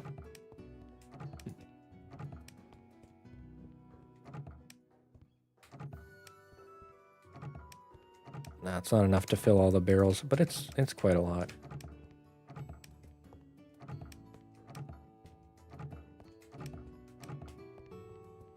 It's most of them. So yeah, now we just let these sit So each time one of these bars gets filled, this little thing here it'll change the age of it. It goes green, blue, purple, orange, gold. So once it's gold, it's maxed out. And then that's how you get like these, you see they all have the gold, they become Grand Reserve. And the more you age them, the more they're worth. You see on the bottom of the thing, it says this will make 3 cents and 52 coppers every time someone buys it. And then you can take it to here, pick one of your Grand Reserves or whatever age you have them at, and I'm just picking the ones that have the most. No, I don't want to use that up. I need that for making wine.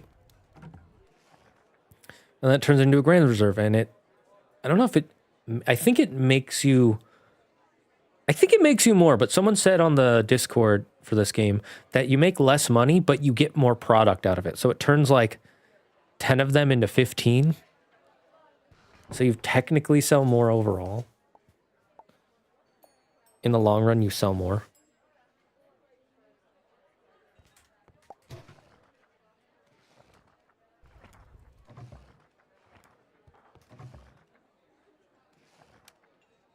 Fun fact, chat. Popeye the Sailor Man's girlfriend is named Olive Oil. And if you know that now, you're one of the real ones. And if you forget, you're one of the fakers. Fakers. Fake player. Get out of here. Punch him with a pony. You heard what I said. Do it. Do it now. Prove you are one of us. Favorite flavor of Coke? None of them. I hate Coke. I legitimately do not like Coca-Cola. Or Pepsi. Or RC. Or Dr. Pepper. The darkest soda I like is root beer. Everything else is trash. So that's my favorite flavor of Coke. Cry more. I'm not wrong.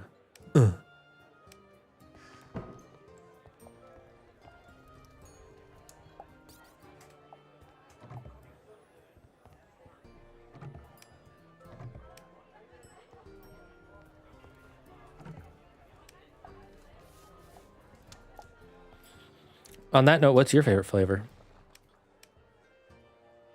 What's your favorite pizza topping?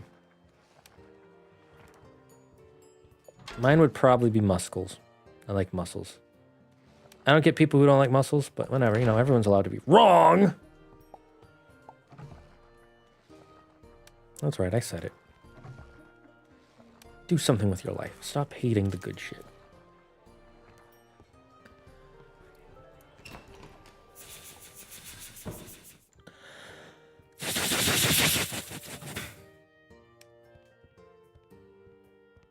I'm musical. Alright, so I made about...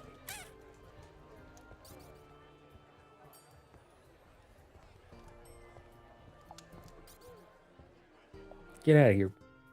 As I recall, Olive Oil was the star of her own comic until Popeye showed up and took the spotlight. You're half correct. It was about her and her brother. I forget her brother's name. I think her brother's name was, No, I can't remember. Yeah, it was about her and her brother, and then Popeye showed up, and the fans liked Popeye so much, they were like, okay, we're going to make the comic about him now.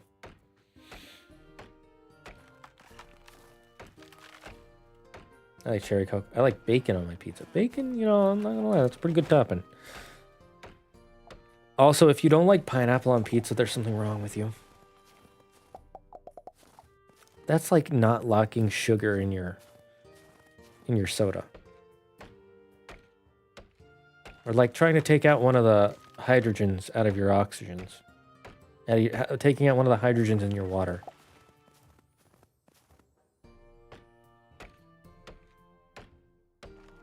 I don't know if these are max level. I think they are. It's hard to remember what the max age looks like without the leaves.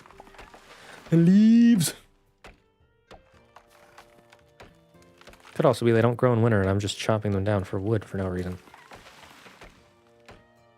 I like Italian sausage on my pizza. It's pretty good. You know, we need more in this chat. We need more P-I-Z-Z-A. Pizza? No, pizzazz. If you know what that's from, you're one of the real ones. Sometimes when Stream Elements says my message, I get really sad because it's not a chatter. And then I remember, none of this is real, and I'm just crazy. You know what I would hate? To learn that I'm actually a crazy person and everything is just a psychotic delusion that's been going on. Because if that's the case, why would I make my life so fucking hard sometimes? God damn. Now, my life in general is really easy. I'm not going to lie. My life has been pretty easy, but sometimes it's just hard. You know, not in like a financial way, but like in a social way. It's sometimes it's really hard for me to communicate with people. And I just always feel like I'm behind all the time. It's so freaking annoying. So if I found out this whole world is a psychotic delusion, I'm like, why would my subconscious not make things, I don't know, way better?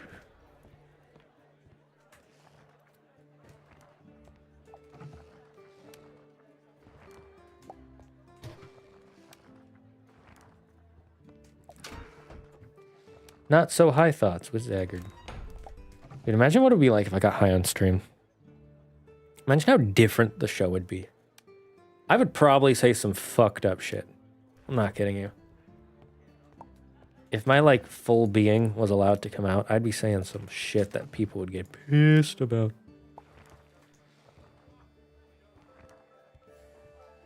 Same, man. Same. And here's the thing. There would be some people who's like, he's a monster because he said it. He said it while he's high. And, you know, there's no such thing as, like, you know, you have inner thoughts that you usually keep to yourself. No, he clearly thinks that 24/7. It's like, no, I really don't. Just fucking high. Dude, here's a really good example of why you should never assume that if someone is high or drunk, those are their real thoughts. Okay? This is a true story, by the way. Wait, is it closed? Okay, I always have to make sure it's closed. If I don't sleep by 3, we wake up later the next day. I do not want to imagine it. I might get drunk on stream one day. Okay, let's see. We've gone for about 4 hours, 15 minutes. I'm gonna go. I think we're gonna end here, but I'm gonna end with a story time. Story time with Zaggard. Can you still hear the game? Because I want you to hear the music. The music, I think. So, about a year or two ago, I went camping with some friends of mine, and we had like some HTC syrup with food, and we ate a lot of food. So it didn't hit me and Claire until like 3 a.m. And I generally wake up at 3 or 4 a.m. to pee, right? And so I wake up to pee, and it's pitch black outside. There's like just enough light for me to see outside, and I can't hold like a flashlight or something while peeing because I need my hands. And I'm peeing, and all of a sudden I hear a scratching noise, like a I don't know if I can do it here, but like something scratching on wood. And I was so freaking high. My immediate thought is, there's a werewolf. There's a werewolf in the woods. A werewolf is coming to get me. I swear I'm gonna die. And so I literally clenched my body and held my pee in and jumped back into my tent. And Claire's like, what the hell are you doing? And I was like, there's a werewolf outside. I'm gonna die. I can't, maybe it's not a real werewolf. Maybe it's a regular wolf, but I'm gonna freaking die. I can't pee. And I'm just sitting there, and I'm sitting there. And then I'm like, Claire, I really have to pee. You need to come outside with me and watch for werewolves. And she's like, oh, fucking God, okay. So we get outside, and she gets the flashlight, and I'm standing there, and I'm waiting to pee. And because I've been holding it, it's taking a minute for my body to start peeing again. And she takes the flashlight and shines it on me. I go, like, you can't put it on me. They're gonna see me better. They're gonna aim for me then. You gotta look around, make sure no one's coming for us, like a murder or something. And she's like, she starts laughing. So she turns it around, and after about 5 minutes, I finish peeing. And I was just so like, oh, thank God. And we get back in, and we're both so high now. Like, it's hit both of us. And we're messaging our friend who gave us the syrup, and we're like, how dare you? How could you do this to us? And I'm just like, randomly, now you got to flip the fish. And she's like, what? And we were both so high. It was so hilarious. And the reason my brain said that is because it saw the like arrow.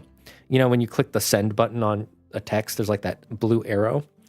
And my brain was like, that's a fish. And when you click it, the fish gets flipped. And I was like, you got to flip the fish. And we were laughing about it. And we stayed up until like 6, 7 a.m. And then Claire had to go to the bathroom.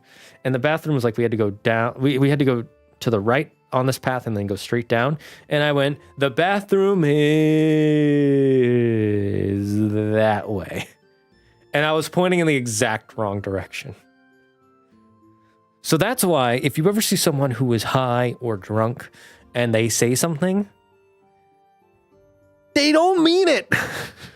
Don't take it personally. I mean, if you're high or drunk, then that's fine. But if you're sober and they say it, just be like, dude, he's just fucking high. Just move on. He doesn't mean it. Like, seriously, that, like, I would never, ever, ever, ever, ever think there's a werewolf trying to kill me while peeing in the woods. But in that moment, I legitimately thought there was a werewolf. You know what it probably was? It was probably a squirrel just scratching the tree. That's it. So that's my story time. I hope you enjoyed. I hope you enjoyed that along with the stream. We're gonna end now. We will see you all on Monday for Magical Mondays. We're gonna try and finish up some more Mass Effect 3. Maybe I'll just streamline the rest of the story. We'll see. I'll do a vote and see if we want to move on to another game. Until then, stay smart, stay healthy, be thankful for everything and everyone in your life. Remember, the number one rule here in the Dragon said, don't believe in yourself. Believe in me, who believes in you. Bye-bye, chat. We'll see you all on Monday.